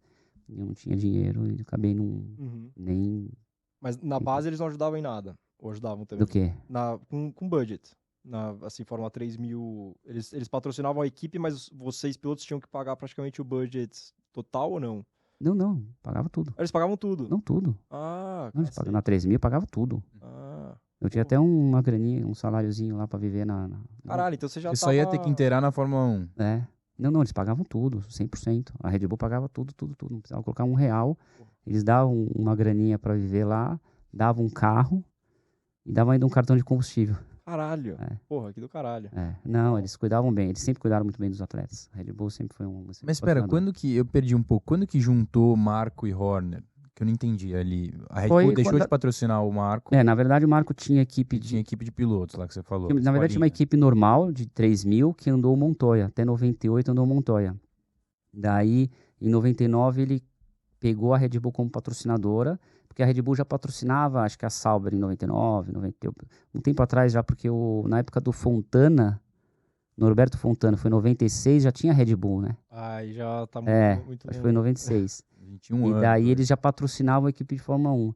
Daí ele fez a equipe de 3.000, patrocinador da Red Bull completo, tinha lá 2 outros menores patrocinadores austríacos, que era a A1, que como se fosse uma telefonia, e a Rauch, que é R-A-U-C-H, que é a fábrica que faz os energéticos. É uma fábrica de... quando você for para a Auto, você vai ver os suquinhos. Eles têm uma fábrica de suco e eles que faziam... não, patrocina até agora. A Rauch. Redondo amarelo, assim. Esse daí. Porra, eu sei, é verdade. A Red Bull não o produto é terceirizado, não é a fábrica deles. Não sei hoje como que é, mas nunca foi. Eles nunca tiveram fábrica, eles sempre tiveram os escritórios, mas nunca tiveram fábrica. Eles têm lá a fórmula e terceirizam. Essa empresa que faz. O Matachitz, ele virou pro dono do que era esse energéticozinho na Tailândia, falou, eu quero fazer um refrigerante do seu energético aí, que acho que chamava Red Bull em tailandês, eu acho, não tenho certeza. E aí ele trouxe, o tailandês ficou com 50%, ele ficou com 50% e ele virou um refrigerante de energético. Antes era o cara, ele era do marketing, né, o Matachitz. Treta, o cara do marketing bom. E daí o cara bombou. O cara, pô. Explodiu. Daí, a época que eu acho que... Foi a época que o Marco... Na verdade, o Marco colocou o Horner como se fosse um braço direito dele para comandar tudo, entendeu? Acho que a partir já foi da Red Bull ou da Toro Rosso? Agora eu nem lembro, mas lá do começo. Aí eu não vou lembrar também, aí já é too much. Too much pra mim também. Eu não tava nessa época, eu já tava fora, eu tava acho que na Stock quando começou. Mas foi lá pra 2000, foi quando começou na Fórmula 1 mesmo. Mas o Horner já tinha passado pela Fórmula 1, né? Como diretor de equipe. Não. Acho que não, acho que só... Não. Só Quem colocou ele na Fórmula 1 foi a Red Bull. Pode ser que ele tenha passado dele algum outro cargo, mas não como número 1. Cara, acho que não, porque ele até então, até lá pra 2002, 2001, 2002 certeza, 2003, 2004, ele tinha equipe na Fórmula 3000 ainda. Que era a Arden. Depois eu acho que ele vendeu e daí ele foi pra Fórmula 1. Entendi. Então posso ter visto também a imagem dele nessa Arden aí. Pode ser. Confundi, pode ser. Aí em 2000 você continuou Fórmula 3000, eu vi lá, você abandonou as 7 primeiras etapas, e aí você teve 2000? 3 no final. Ou 2001? 2001. 2001 você não participou das 4 primeiras etapas. Em 2000 você abandonou as 7 primeiras etapas, e o Bernoulli também abandonou 4 das 5 primeiras etapas. Eu falei, essa equipe devia ser o carro sair a roda, sei lá. Cara, era surreal. Era complicado. Caralho, foda, né? Com uma puta oportunidade na mão, né? Puta equipe, os engenheiros, assim, tem um cara que hoje tá na Fórmula 1. Mas na época ele era estagiário, ele pegava todos os caras, pagava o mínimo possível, assim, sabe? Pegava tudo trainee, pegava engenheiro argentino que nunca tinha visto um Fórmula 3000 na vida. Entendeu? Mas os carros quebravam mesmo? Ou Não, vocês chegava, ficavam- ou a gente tava lá atrás, putz, eu tenho que pegar o histórico. Mas eu cheguei a fazer pódio, foi o primeiro pódio da... Você Primeiro fez o pódio. pódio no Primeiro- final do ano de 2000, você fez um Spa. P3 no final do ano. Não lembro, não Foi marquei Spa. qual, mas acho Foi o primeiro pódio da... O primeiro ponto deles, acho que fui eu que fiz. E o primeiro pódio foi eu que fiz, foi em Spa. Uhum. Foi bem legal essa prova. Aí 2001 a primeira etapa foi em Interlagos, você Fórmula 3000 em Interlagos, meu. Foi, teve um em 2000, eu fui... Em 2002 depois eu fui. Em 2001 eu não fui. Eu tava fora da conta de Interlagos. Exato, você não tava, você não É. participou das 4 primeiras etapas de 12. Daí quem me substituiu foi aquele Antônio Garcia, que é puta piloto bota pra caramba, que é piloto oficial Aham. Corvette, anda no IMSA e tudo mais. Só que ele foi lá e, não desempenhava, não ia. Daí eles me chamaram de volta. Eles tinham te sacado ali. Eles trocaram. Entendi. Tinha 2 anos eu e o Bernold, Aham. não tinha dinheiro pra Fórmula 1, saiu. Daí era uma era espanhola, né, por causa do Alonso. Aham. E o Alonso era um cara que também ajudava esse Garcia. Daí eles pegaram um piloto austríaco, que era o Patrick Friesacher, na época, e pegaram esse Antônio Garcia. Daí o Garcia não estava tendo resultado, daí eles me chamaram. E eu acho que esse foi o meu melhor ano, 2021. Foi seu melhor ano. 2001. 2001, você ficou em 8º no campeonato, perdendo 4 Quatro, das 12 é isso aí. etapas. Você teve um segundo lugar e um terceiro lugar. É, foi o meu melhor ano. Era um ano que era pra, se tivesse ficado o ano inteiro, era pra ter sido bem melhor. É. Aí em 2002 você veio e teve a etapa em Interlagos, você fez o pódio. Fiz pódio com os brasileiros. Brasileiros, Os do 4 caralho. primeiros, né? Porque o Pisoni foi quarto. Não, é do caralho. O Foi. primeiro foi o Rodrigo Sperafico, o segundo o Haberfeld. Eu e o Pisoni. Porra, animal correr no Brasil, hein? Foi legal. E era com a Fórmula 1, imagina. Na Fórmula 1, só que a gente ficava no cartódromo. O carro ficava dentro do cartódromo ali, dentro da garagem. E lotado o autódromo. Lotado. Todas, né? Porque era tudo Fórmula 1. Todas eram Fórmula 1? Todas eram Fórmula 1. Caralho, que Todas. louco, Desde velho. 99, todas eram com a Fórmula 1. Puta, esse carro devia ser muito do caralho de ver, meu. Puta merda. Era legal, o carrinho era legal. O pneu era meio ruim, aquele Avon Tires, pneu duro. Sei. Bem duro o pneu. Mais que os Hankook. Cara, nunca tinha andado na época assim, mas era duro, o pneu era duro. Nossa, na época... Era do Bernie, se eu não me engano, é? a Avon Tires. Pô, e nunca foi pra Fórmula 1? Ou foi É. Fórmula 1? Não, acho que não foi Fórmula 1, né? Não, É, Fórmula 1 não, Avon não. Aí depois você fez um ano de Fórmula 3, você foi campeão, Fórmula 3 espanhola. Foi, daí na verdade eu voltei pro Brasil, tava sem grana, sem nada, sem perspectiva. Daí chegou aquele cara que é sobrinho do rei da Espanha, que tinha uma equipe na Racing Engineering, chamava. Sei. Daí ele tinha uma equipe de Fórmula 3 espanhola, tinha uma equipe de World Series. Daí ele me chamou porque ele não tinha sido campeão na categoria, fazia uns 3, 4, 5 anos que não tinha sido campeão. Daí ele me prometeu, ele falou, se você vier pra cá, tudo pago, se você for campeão, o ano que vem é World Series. Eu fui. Daí fui campeão, o cara não me deu. O cara não te deu. Não. Filha da... Daí fui campeão, ganhei 7 corridas. Daí só que o que ele fez? Como eu já tinha experiência de 3.000, você podia na World Series, você tinha limite de treinos para os pilotos oficiais, mas você podia rodar, sei lá, acho que 2.000, 3.000 quilômetros no ano com um piloto de teste. Na verdade, não é piloto de teste, um piloto novato, um outro piloto que não tivesse no campeonato, para rodar, que seria teoricamente para você pegar a molecada mais nova, colocar para treinar. Daí o cara tá na Fórmula 3 mesmo e tá querendo subir para World Series, era um incentivo. Uhum. E daí ele me colocou como um gancho, ele me colocou para testar os carros da equipe dele, porque os pilotos dele não podia testar, entendeu? Uhum. Então eu corria e testava World Series. Eu testei, né? Teve um treino em Interlagos de World Series, que o Nelsinho andou, uma galera andou, eu andei aqui. Eu lembro, teve uma corrida de World Series aqui. Teve. Eu lembro que eu fui que o Zonta tava correndo também. Isso aí. Eu acho que ele tava correndo com um carro do Barcelona, que era patrocinado pela Telefônica. Foi ele e o Tuca? Pode ser, ele e o Tuca, né? Não sei se eles eram companheiros de equipe, mas eu lembro... Mas acho que os dois eram Barcelona. Eu fui assistir, puta, era... Era legal o carro. Aquele carro era muito do caralho, né? Era bem tesão, Era quase um Fórmula 1 mesmo, aquele carro, né? Era mais legal do que o Fórmula 3000. Bem mais legal. A World Series era um carro completamente diferente. Era outra... Era outra categoria. Outra categoria. Uma categoria que fizeram Era a Renault, né, a categoria? Era Renault, na verdade. World Series by Renault. World Series by Renault. Na verdade, a Renault tinha a Fórmula Renault, que eram os carros de base, e depois eles fizeram esse World Series by Renault, que era o World Series. Toda vez que a 3.000 troca de carro, que nem acho que Fórmula Indy, a cada 3 anos. E daí entra em concorrência as marcas, as montadoras entram em concorrência. E daí tinha concorrência, acho que não tinha mais Reiner. A Reiner saiu, e daí foi concorrência na época que eu comecei a andar, era até um pouco antes, era a Lola e a Dallara. E a Lola ganhou pelo melhor preço, eu lembro disso aí, era o melhor preço de carro, era da Lola, eles ganharam. Só que na temporada era mais caro o running, porque as peças eram bem mais caras. Eles fizeram o preço para vender o carro, mas as peças eram bem mais caras. E daí a Dallara acabou fazendo o World Series. Ah, tá, O carro entendi. o carro da World Series era a Dallara.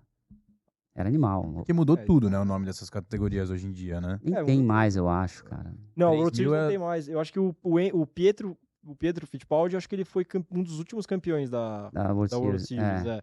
Foi reduzindo, porque acabou conectando um monte de categoria FIA, acabou conectando uma com a outra. Então acabou virando uma categoria meio que sem rumo, assim, tipo, do caralho, puta carro, caralho A4, mas não tinha. Você não tava na Fórmula 3, não tava na Fórmula 2, você não tava ligado na Fórmula 1 ali, não era preliminar, não era nada, e acabou acabando a categoria.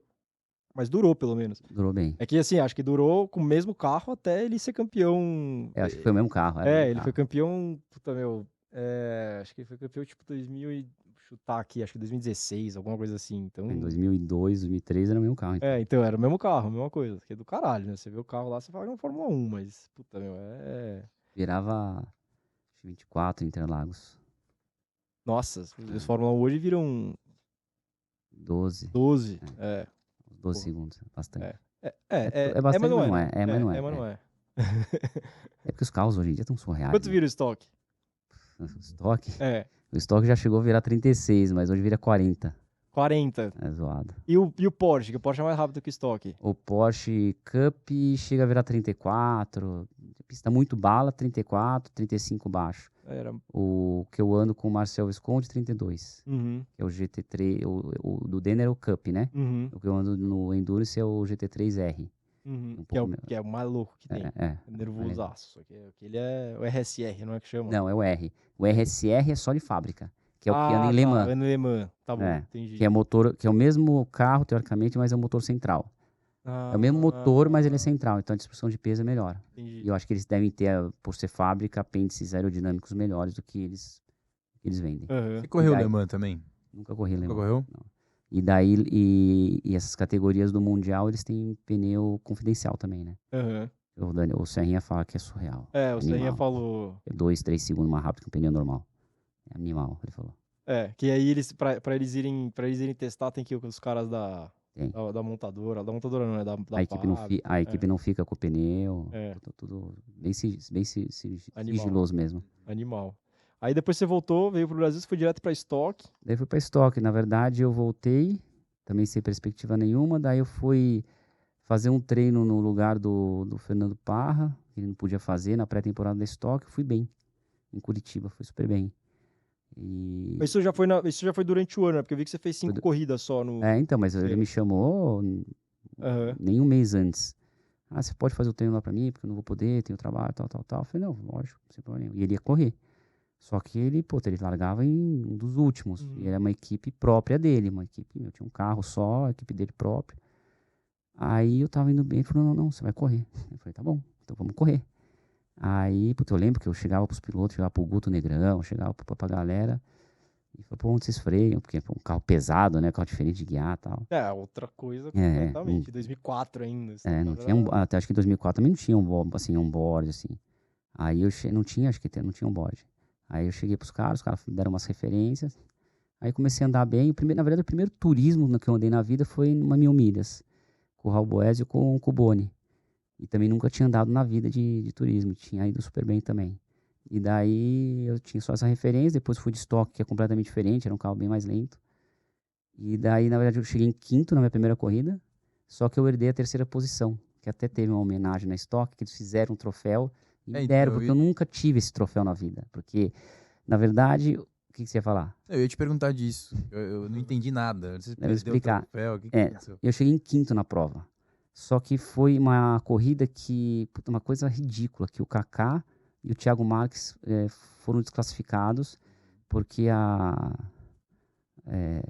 sei lá, da direção hidráulica, tinha que estar para fora do carro, não, tinha que estar para dentro, tava para fora. Eu não lembro o que era, que não ia dar vantagem nenhuma pros caras. E daí eles desclassificaram os 2 carros e eu herdei a 3ª posição. Só que eu não lembro exatamente quem foi primeiro, segundo, terceiro, quarto, quinto. Quinto eu, mas os 4 primeiros eu não lembro. Eu não Você não sei... chegou a subir no pódio? Não. Não. E eu não sei quem foi o terceiro, que teoricamente o cara que chegou em terceiro tinha que ter me dado o troféu. Eu nunca vi o troféu na vida. E daí surgiu essa história dos pódios, que eu tenho 87 pódios na Stock.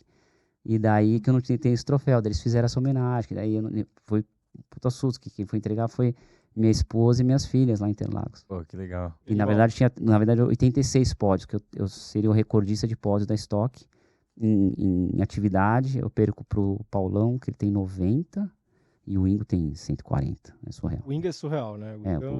Acho que o Paulão tem 90 ou 91. Pro Paulão dá pra chegar. Agora o Ingo é complicado. Quanto você tá? 80 aí? 80, daí nessa etapa, era 86, nessa etapa eu fiz 87. 87. Não, 87. E eles fizeram um troféu e te deram um troféu? Na verdade, eles fizeram um troféu da temporada sim, e me deram um simbólico, mas tem a data lá. Porra, animal. Aí é legal. Aí você ficou... Aí, a partir eu fiz 5 etapas, aí acabei não continuando, por falta de orçamento, essas coisas, os caras queriam fazer. Na verdade, queriam um contrato muito longo, com algumas cláusulas que eu não queria aceitar. Eu saí, na verdade, fiz 4 etapas com ele. Daí, no final do ano, o Guto Negrão, ele teve pancreatite na última etapa. Daí eu corri uma corrida no lugar do Guto. Aí, em 2005 também, sem nada em vista, uma equipe de Londrina, chama LM Racing, que era do Mico. Os caras me chamaram, faltando 3 semanas para começar o campeonato. Daí eu fiz estoque, daí fiz pódios, também era equipe super pequenininha, os carros super simples. Eu lembro bem, teve uma corrida na Argentina, que nosso carro, não pintava uma vez no ano. E eu lembro que assim, a Argentina era mais pro final do ano. E a frente do meu carro, o carro era vermelho e branco. E a frente do carro tava picotado. Aí o Xande Negrão chegou perto de mim e falou, pô, você tá precisando de uma lata de tinta aí. Nosso carro, a gente andava, só trocava peça quando quebrava. Senão... equipezinha, né? Equipezinha pequena. Aí eu fiz na LM Racing, daí o Parra me chamou. Em alguma dessas, assim, desde que você começou na Stock, você precisou levar algum budget ou... Graças a Deus, não. Não, você sempre... Sim, você sempre foi no profissional mesmo, assim. Tá, entendi. Só pra... Daí no 2005, em 2004 eu fiz as 5 provas. Em 2005 eu fiz na LM Racing. Aí em 2006 o Parra me chamou pra andar com eles de novo. Aí foi acho que em 2006 que começou a entrar outras marcas, ou 2005 já tinha? Eu lembro que tinha, acho que em 2006 eu lembro que tinha Mitsubishi, tinha Volkswagen. E Peugeot. Peugeot e Chevrolet. Não, Peugeot entrou depois. Tinha Chevrolet. Tá. Uhum. Mitsubishi, Volkswagen e Chevrolet. Daí eu era Mitsubishi. E eu, das equipes pequenas, eu fui o único piloto, foi o primeiro ano do playoff, você lembra? Sim. Do playoff? Eu vou falar com você sobre o playoff um pouco mais pra frente. E daí foi o primeiro ano que eu tinha espaço no carro e eu comecei a... 2006 foi meu primeiro ano que eu fui assalariado. Eu tinha um espaço, eu vendi o espaço, que foi pro Henry Visconde. Você vivia desse espaço? Eu vivia desse espaço. Corria de graça e vivia do espaço. É isso aí. E aí você fez, em 2006, você fez a sua primeira pole no Rio. Foi na primeira corrida ou não? Não, acho que não foi, né? Não, foi meio do ano, mas eu fiz a pole, só que quebrou. Terminou em 10º no campeonato. Daí eu terminei em 10º, eu classifiquei em 9º ou 10º no playoff. E terminei em 10º no campeonato. Aí em 2007 você foi pra Mateis. Daí foi pro Mateis, daí eu e Marquinhos. Aí era medley já ou não? Era medley. Era medley. Aí foi um ano que eu tava super bem, disputando com o Kaká. E eu cheguei em 2º no playoff. Chegou no playoff, começou a dar tudo errado. Primeira prova, Buenos Aires, eu estava liderando a prova, não conhecia muito bem a pista. O Kaká em 2º, eu passei reto na curvão. Não sei se você lembra disso, passei reto. Puta, lembra, não lembro. Daí passei reto. Daí na corrida 2, Tarumã, teve sem querer uma inversão de pneus, porque antigamente eles lacravam os pneus da Stock com o número do carro. E o número 80 e o 90 no spray ficava muito próximo, assim. Um pneu do 80 estava no meu carro e um pneu do 90 estava no carro do Marquinhos. Os dois desclassificados, fim do pelotão. Isso no playoff já? Já no playoff. Daí Rio de Janeiro, isso eu entrei em segundo no campeonato. Daí chegou no Rio de Janeiro, larguei em segundo, já tomei uma bordoada na lateral. Não lembro se foi do Pisoni ou do Esperafico, né? Tomei uma na lateral, porque tinha o Bank no Rio de Janeiro. Eu fui indo, daí veio o outro. Eu sei que foi com o Pisoni ou com um dos Esperaficos que eu tive problema, porque um encostou, me apoiou, eu me fui pra sujeira, daí quando tava voltando, veio o outro, dei no muro e não terminei a prova. E daí eu terminei em nono no campeonato. Entrei em segundo e terminei em nono. Ah, é loucura, né, cara? Daí no ano seguinte... Só pra todo mundo entender como que era o playoff, né? A Stock Car quis fazer igual a NASCAR, né, basicamente. Top 10 não zerava os pontos, mas independente dos pontos que você tivesse, eles davam... Não, eles faziam outro ponto. Na verdade, eram de 12 etapas, eles pegavam as 8 primeiras etapas, selecionavam os 10 primeiros do playoff, que eram os 10 primeiros do campeonato. Aí eles davam uma somatória, porque assim, às vezes você podia ter um delta de 40 pontos do primeiro para o segundo, mas eles não queriam esse delta tão grande. Então eles somavam 200 pontos para todo mundo, porque daí sabia que ninguém do 11º para trás conseguiria chegar nessa pontuação. Aí o primeiro tinha 25, o segundo 20, o terceiro, sei lá, 18, o quarto 15, e aí ia caindo... até... Igual a pontuação atual. Ia caindo a pontuação, mas começava com 225, 220, 218, 215. Então... Daí começava para as últimas 4 etapas, e daí as últimas 4 etapas eram aqueles 10 caras que estavam no campeonato. Como se recomeçasse o campeonato, mas com uma vantagem do 10º pro primeiro em escala. Porque eu lembro que eu vi que acho que o primeiro recebia 225... era isso, né? 225 pontos, 221 pontos. Era como se tivesse terminado uma corrida. Isso aí. Basicamente isso. Era a pontuação de uma corrida... Mais 200 pontos. Mais 200 pontos. Que, puta, meu... assim, pra televisão era mais fácil para eles explicarem e daí eles focavam mais naqueles únicos casos. Mas, sim, para os outros caras que estavam levando patrocínio, é uma porcaria, né? E acabou. Exato. Não mostrava mais ninguém. Só focava naqueles 10 primeiros colocados. Então, era muito ruim. Eu vi que no seu... Em 2010, que você foi terceiro no campeonato, você chegou na superfinal liderando o campeonato com 112 pontos. O segundo no campeonato estava com 71 pontos. Estava com uma vantagem gigantesca. E daí diminuiu. E aí diminuiu e você deu alguma cagada, acho que nas 2 últimas corridas. Foi bem isso aí. Eu fui para Brasília eu estava liderando a corrida. Acho que Max ou o Kaká era segundo, vice-versa. Era segundo e terceiro. E tava assim, meu carro andava muito, estava muito bom. E daí... era oval. Era 40 minutos de corrida, eu acho. Dava quase 50 voltas, 40 e poucas voltas. E daí eu lembro que eu tava super bem, tava até que andando, evitando um pouco zebras e tal, mas tava bem. Aí deu um safety car, eu tava uns 3, 4 segundos na frente. Deu um safety car, daí relargou, continuei abrindo, faltando 9 voltas no oval, que seria, sei lá, 4 voltas, talvez 3, 4 voltas Interlagos. Faltando 9 voltas no oval, estourou meu pneu. Se eu tivesse ganho aquela corrida, eu precisaria de 1 ponto na última etapa. Puta merda. Daí eu fiquei no mato naquela corrida. Na última etapa foi aquela que caiu um puta dilúvio. Ninguém enxergava... Não, foi Curitiba. Ninguém enxergava nada. Aí o Max foi campeão. Ele ficou... Você ganhou... Se não me engano, você ganhou... do playoff, você ganhou 2, terminou em terceiro. E aí as 2 últimas, horrível, acho que nem pontuou. E aí ele ganhou... não, isso foi no ano que você foi campeão? 2 pontos na frente do... em 2008 foi isso. Foi o primeiro ano que você foi campeão. Primeiro ano que eu fui campeão, eu tava de Peugeot. E daí tava disputando com o Marquinhos. Mas 2008, nessa temporada... Um pouco antes que a gente falou do Max lá. Nessa temporada o Matheus dominou, porque a gente tinha 3 carros, eu, Valdeno e Marquinhos. E eu ganhei 5, o Marquinhos ganhou 2 e o Valdeno ganhou 1 das 12. Esse eu até marquei aqui, que esse ano você falou que você ganhava ou nem pódio você queria, né? Porque você fez 5 poles, 5 pódios, 5 poles, 5 vitórias e 6 pódios em 12 corridas. Você ganhou quase metade das coisas da temporada e metade das coisas estava no pódio. Mas a gente estava assim, era muito superior a qualquer um. Era surreal, era realmente briga dentro de casa. Terminou você e o Marquinhos 2 pontos de diferença. E ele bateu na última corrida. Quebrou. Quebrou, sei lá. Quebrou. Retire. Aí em 2009 foi P3. Foi meu primeiro ano de Eurofarma. E aí você foi campeão da TC 2000, Endurance? Eu e o Fontana. Norberto Fontana tinha um campeonato de TC 2000 lá. Eram 3 etapas. Tinha 200 quilômetros no calendário, tinha uma outra etapa que eu não lembro de que era. E tinha aquele Potrero de los Funes. É um animal a pista. Todas eram argentinas? As 3 Todas. 3 na Argentina? Todas corridas longas.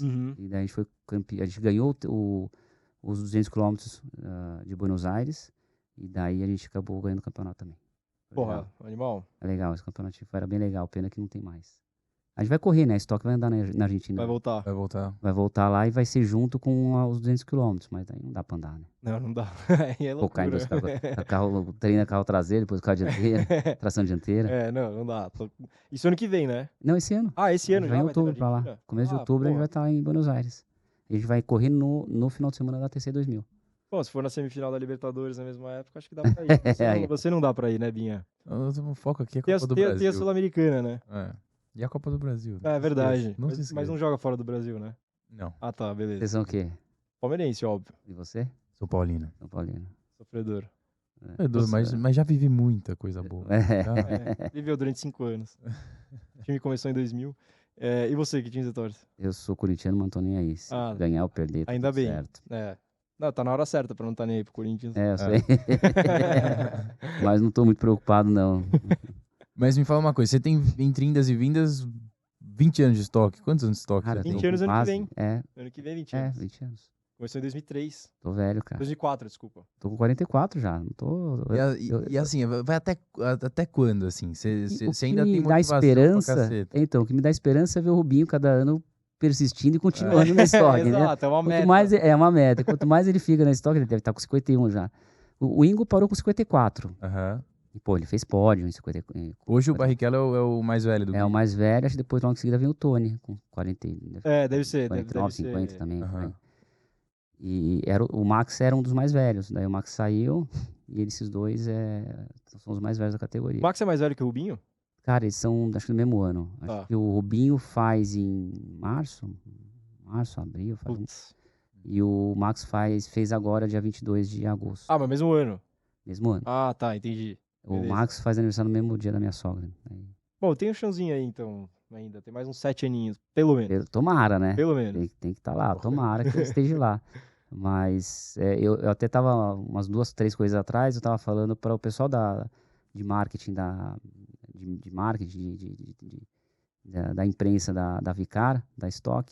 Falei, vocês tinham que trazer de volta a era dinossauros e babysauros. Porque quando eu entrei na Stock, eles fizeram aquela coisa, né? A Globo fez aquele negócio dos dinossauros contra os babysauros, que seriam os gigantes da Stock, que era o Chico, o Ingo, o Paulão e tudo mais, e contra a molecada chegando na categoria.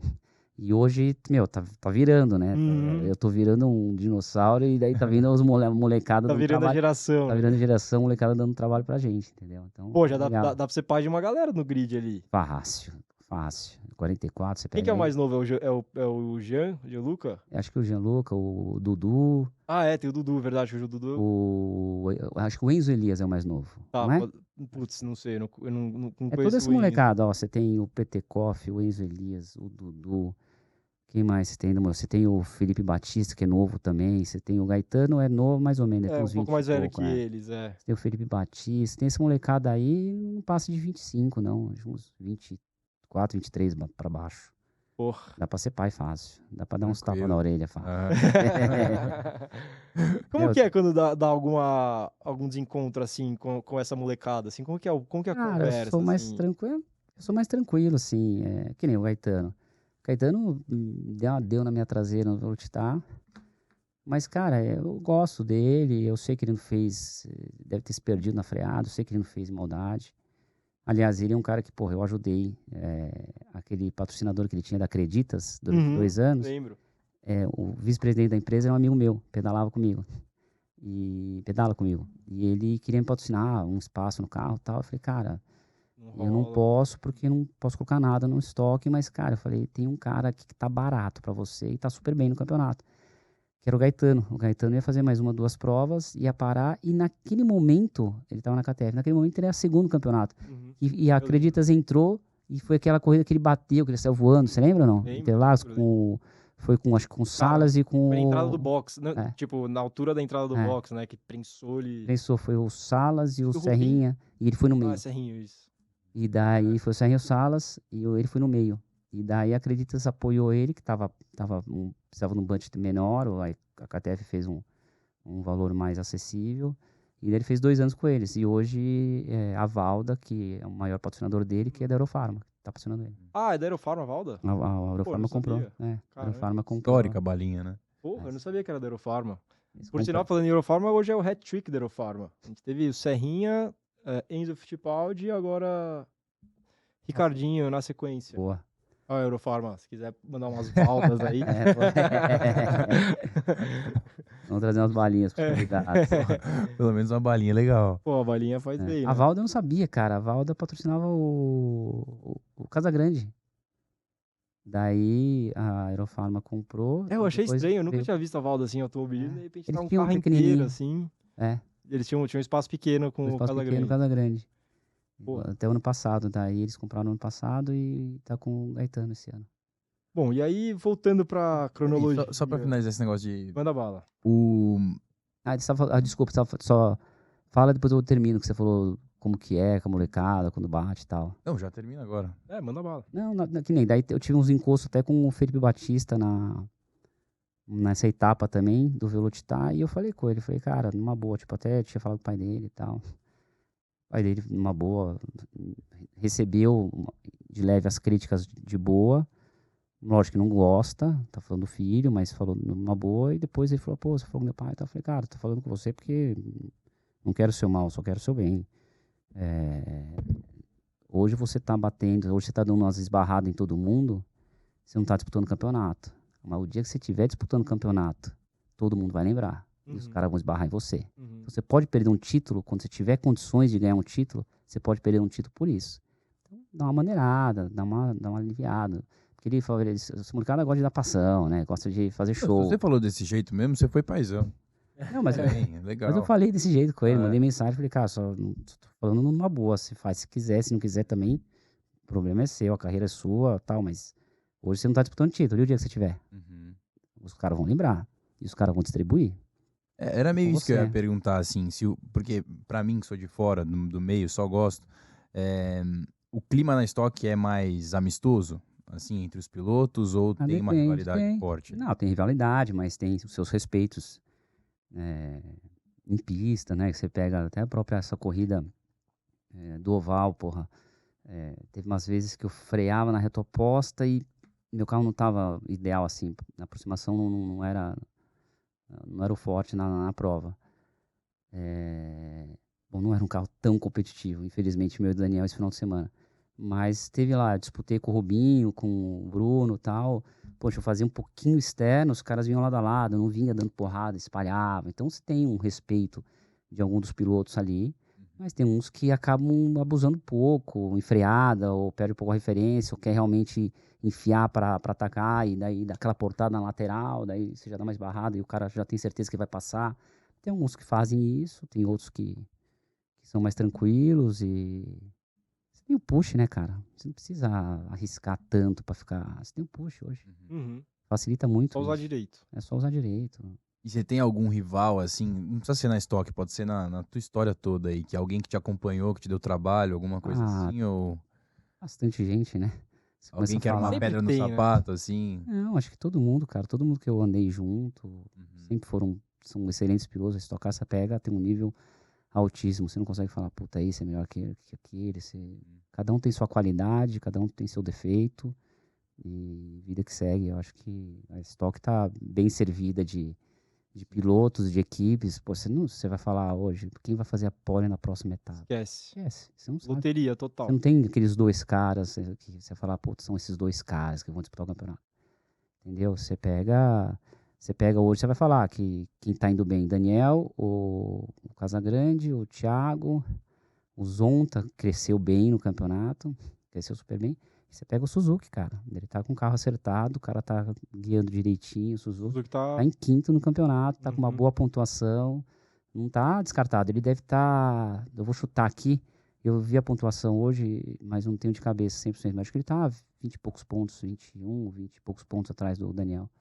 Não é que ele tá muito distante do Daniel. Então tudo pode acontecer se as coisas se encaixarem para ele. Puta, Você pega o 5 Thiago, meu. etapas ainda. Pô, o Thiago passou reto na curva 1, tava entre os 6, passou reto na curva 1, parou no box para fazer corrida 2, daí depois ficou no acidente e já, meu, de primeiro caiu para terceiro no campeonato. Então muita coisa pode acontecer, não são 5 etapas, né? São 10 corridas, né? Uhum. São 10 corridas. E o grande problema é isso, a inversão de grid dá essa bagunça e se acaba ficando passageiro em alguns momentos. O que você acha da inversão de grid? Cara, pra televisão eu acho legal, eu acho que só precisava dar uma maneirada realmente, né? Porque tá um pouco pesado o negócio, tá? Porque já ficou um negócio marcado, né? Que do 12º, 13º, todo mundo vai pra segunda corrida. Então todo mundo para no box, abastece, troca pneu e vai pra segunda corrida. E daí, às vezes você é um 18º, 20º, você sabe que tem mais uns 5, 6 para ganhar a corrida na sua frente, que estão melhores em termos de... Tem o mesmo combustível que você, tem o mesmo pneu que você, só que tá mais pra frente. E daí acaba que o pessoal vai por tudo ou nada logo de cara, entendeu? Uhum. Então, é para tentar salvar aquele ponto extra, aquela coisa, aquele resultado extra que realmente está precisando. E essa época do ano é a época de renovação, né? Aí é a começa. época que começa. Mas por você, assim, você tiraria o grid invertido? Ou tem... Eu gosto de corridas mais longas. Eu faria corridas uma corrida no sábado, uma no domingo, de 1 hora ou de... É que para quem assiste não gosta, né, eu acho. Acaba sendo comprida, mas que seja de 45 minutos. No sábado, 45 minutos no domingo, que nem australiana. Eu gostava da Fórmula 1 quando eles fizeram a sprint, que ela valia como classificação para corrida. Aí eu achei... a desse ano ficou esquisito. Porque quando vale pra corrida, todo mundo vai mais tranquilo, né? Vai mais tranquilo, exato. Não vai... E ao mesmo tempo tem uma competição bem limpa. Sim. Né? Se é só uma corrida curta, ainda não. Aí continua... E é legal também que você pode dar uma analisada no carro e ver como... Porque assim, quando a gente vai pra treinar, a gente vai pro final de semana de corrida, a gente tem 2 treinos de meia hora, que na verdade não é meia hora, né? Porque você fica na pista 15 minutos, porque você para no box, mexe no carro, vai, sai e volta.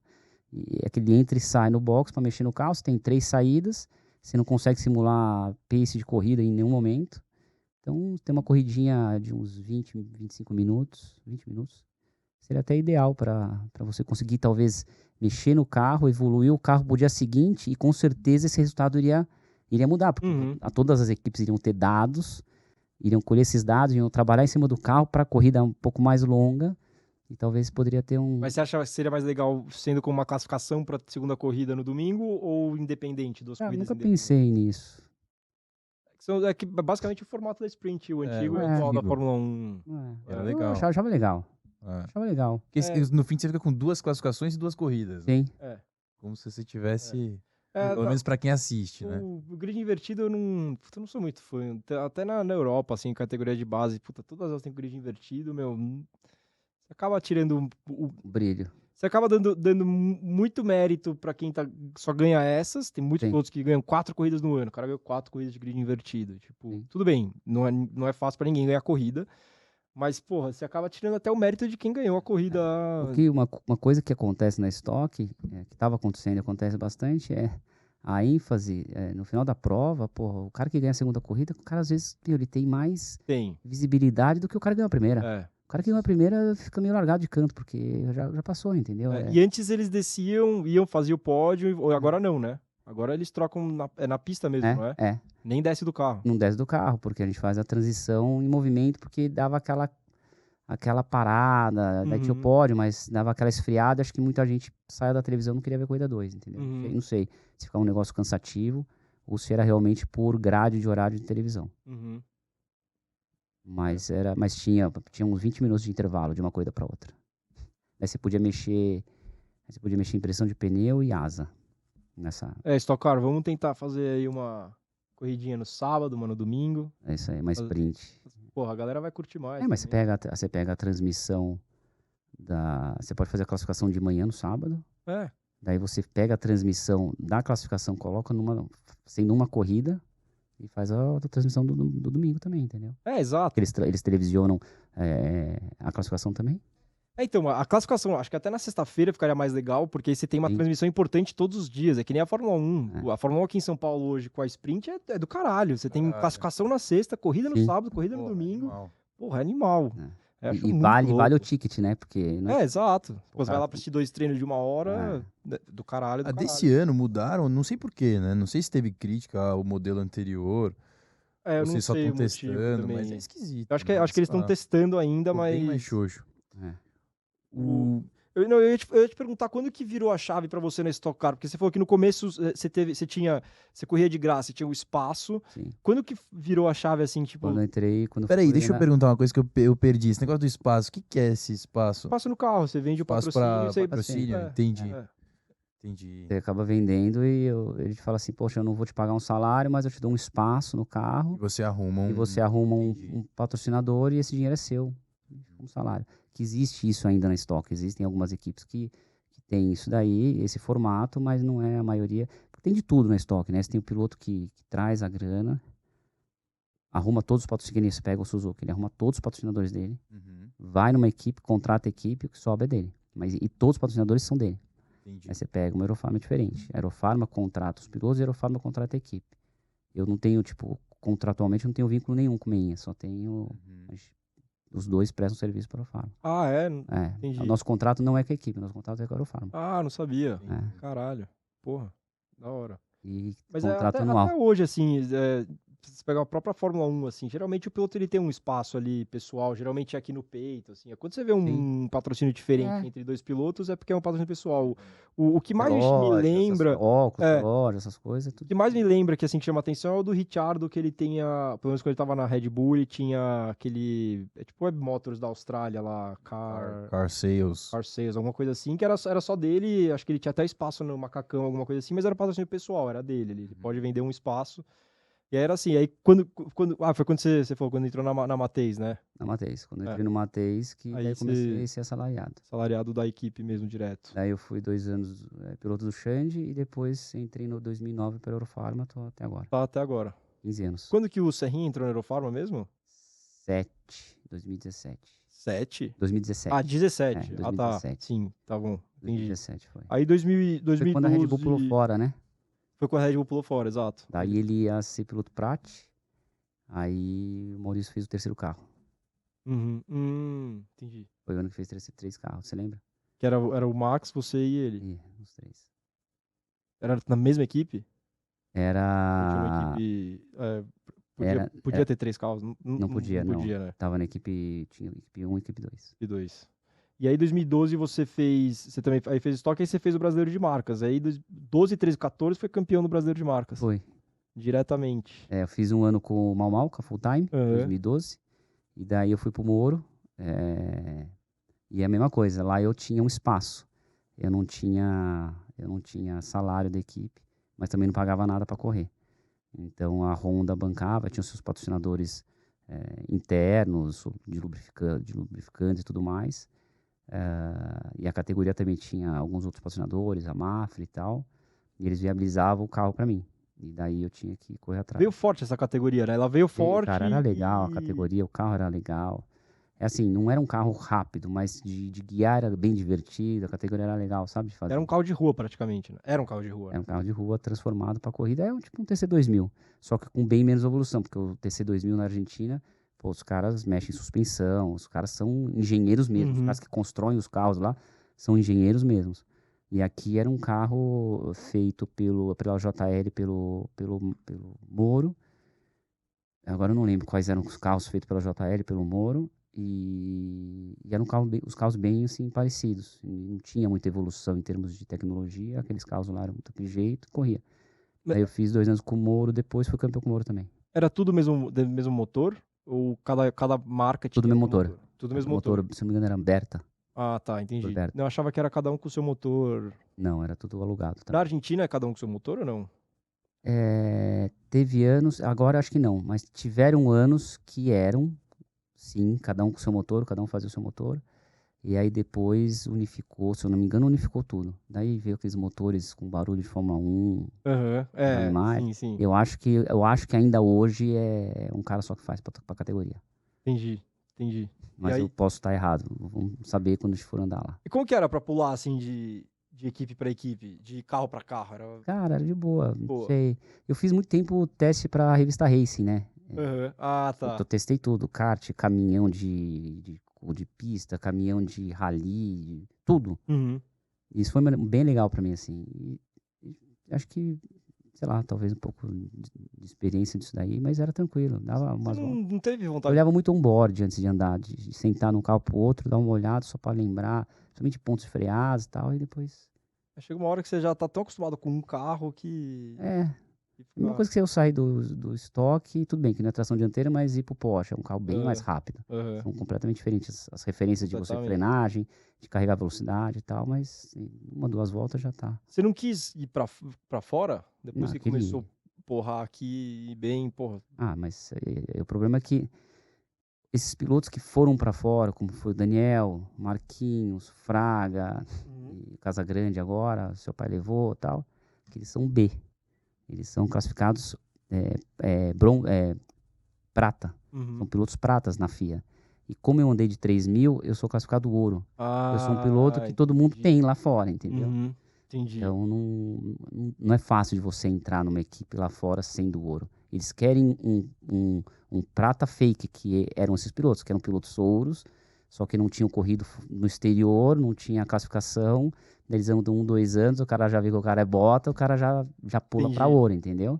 Só que daí ele já fez um nome dele, já fez bons resultados, já mostrou que é um cara rápido, daí consegue vagas pra andar lá fora. Você virou ouro quando você andou de 3.000?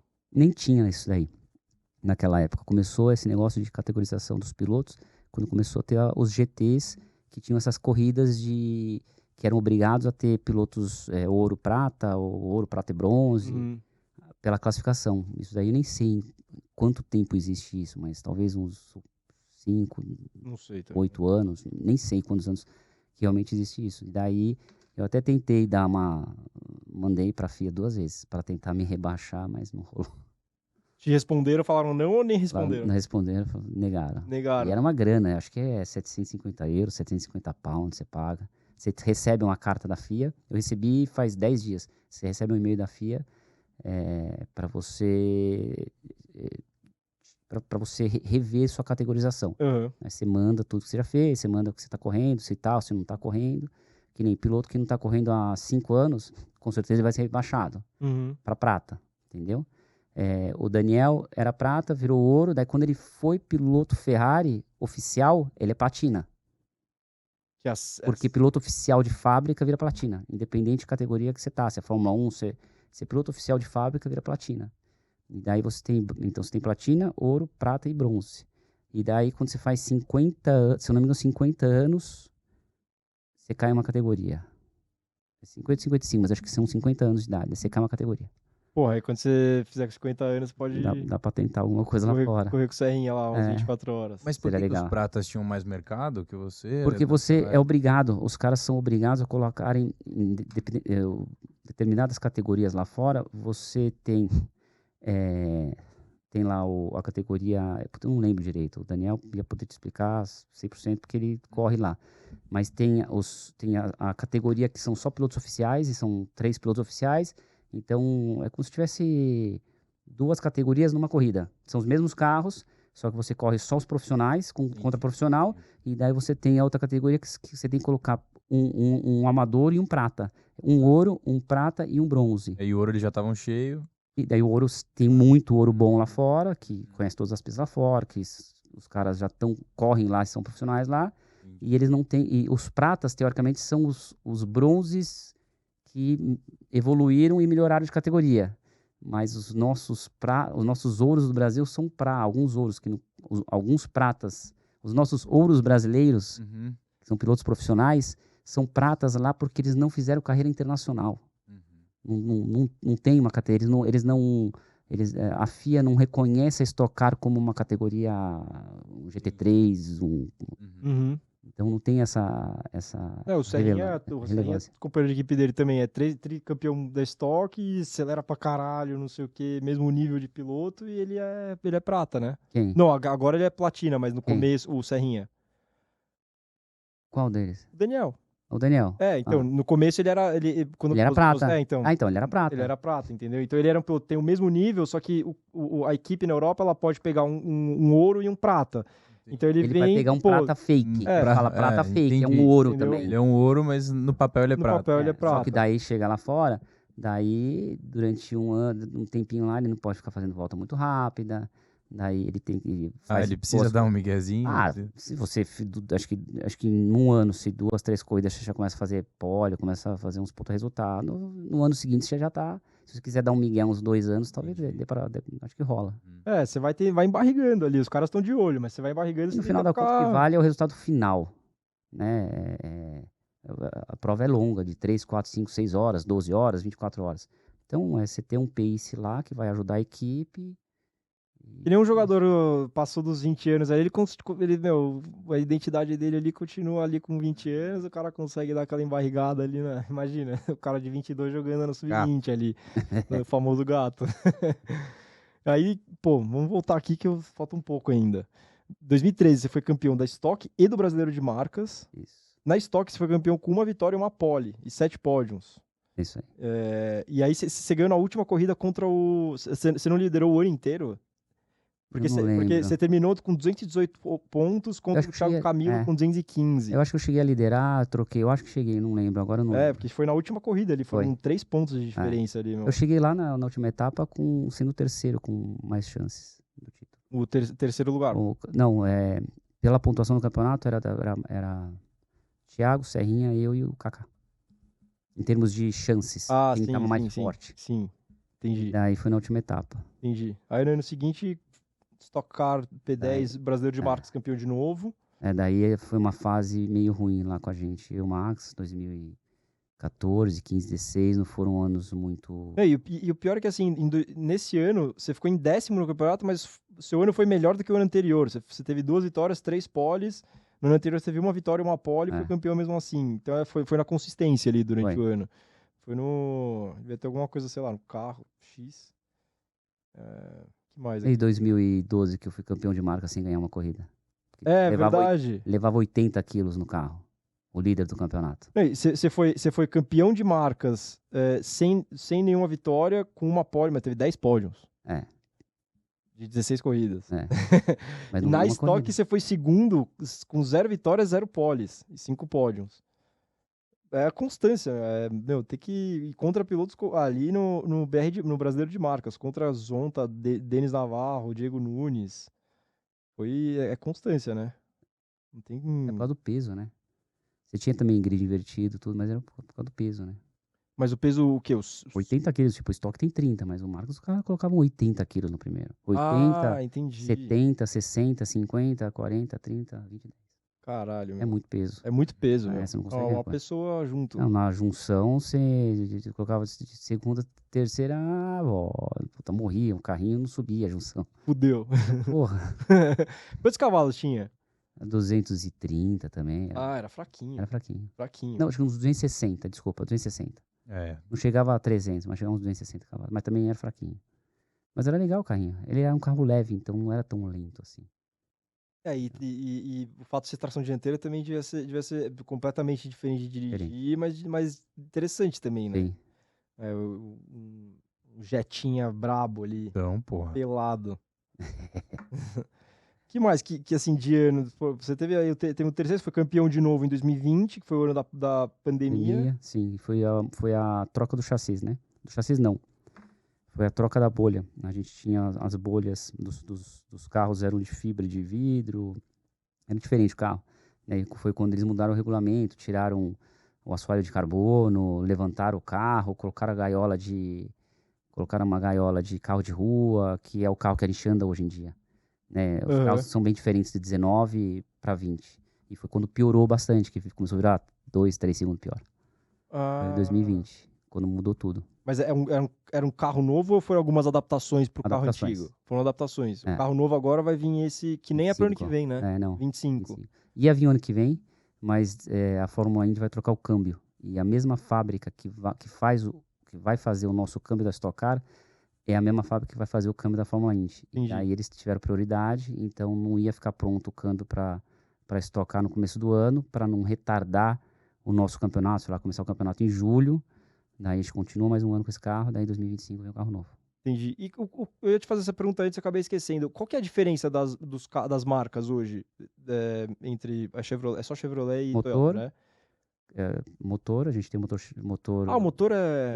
É um motor Toyota deles. Ah, não sabia. Até Achei o que era tudo consumo igual. deles, assim, numa corrida longa é um pouquinho mais. Até isso eles são melhores. Caralho, Eles têm um sabia. consumo deles, uma corrida dá de 2, 3 litros mais ou menos. Eles Aham. consomem menos que a gente. Eles têm 11 carros no grid, e parte aerodinâmica do carro. Eles são um carro que caminha um pouco mais de reta, no geral, assim. Quando você fala aerodinâmica, assim, eu não consigo ver muita coisa num Stock Car, assim. Eu tô muito acostumado com Fórmula, mas assim, o que muda de aerodinâmica? Você tem. A bolha, né? O carro, né? O carro é Não, diferente. sim, a bolha no geral, né? Sim, a bolha no geral. Sim, A parte aerodinâmica de entendi. bolha no geral. Sim, formato do carro Formato do mesmo. carro. Ah, tá, entendi. Beleza. Ele é um pouquinho mais rápido. Caramba. É. E além disso, assim, tem que mais Mais nada de diferença entre as montadoras, não tem mais nada. Bom, mas também pra diferença que tem no grid, isso é o suficiente Assim, já pra fazer uma diferença grande, né? Ventilação de freio, eles tiveram que adaptar, algumas captações de ar para dentro do carro, para freio, para essas coisas, eles tiveram que adaptar para cada bolha, né? Não bolha, cada carroceria. E é isso, não tem... Mas não é fácil de copiar, por exemplo? Tem coisas que você não consegue, tipo, a refrigeração dos freios do Toyota são diferentes do Chevrolet, porque não Mas eu consegue. digo assim, a bolha aerodinâmica, por exemplo. Não, porque é uma carroceria de carro de rua, né? De cada montadora. Eles pegam a carroceria e montam no chassi, entendeu? Tá. Não tem muito o que fazer. E pro carro novo, o que vai mudar, assim? Qual que é o principal? Cara, tô falando que o carro novo vai ser SUV. Como assim? Vai ser SUV. Falaram. Mas já não tem o carro? Não, aquele carro só foi de teste. Ah, só tem a... Vai se falar em SUV, vai ser tipo adaptada, o quê? não vai ser... Tipo Corolla Cross, assim? Pelo que me passa na cabeça, seria Equinox contra Corolla Cross. O que passa na minha cabeça. Caralho, mas aí O que usa... vende, né? Do que eles anunciaram, usa o chassi e aí a bolha vai ser um SUV, é isso? Vamos ver. Não sei se vai, mas... É o que se fala. É o que Caralho. vende, né? Mas o Corolla, não sei se vai ser descontinuado também. Esses carros, ou o próprio Cruze, né? Não vai ser descontinuado. O carro sedã tá saindo do mercado, né? Aos poucos. Né? A própria Ford acho que já não faz mais carro sedã. Nossa, eu nunca reparei nisso. Mas se você pegar mesmo...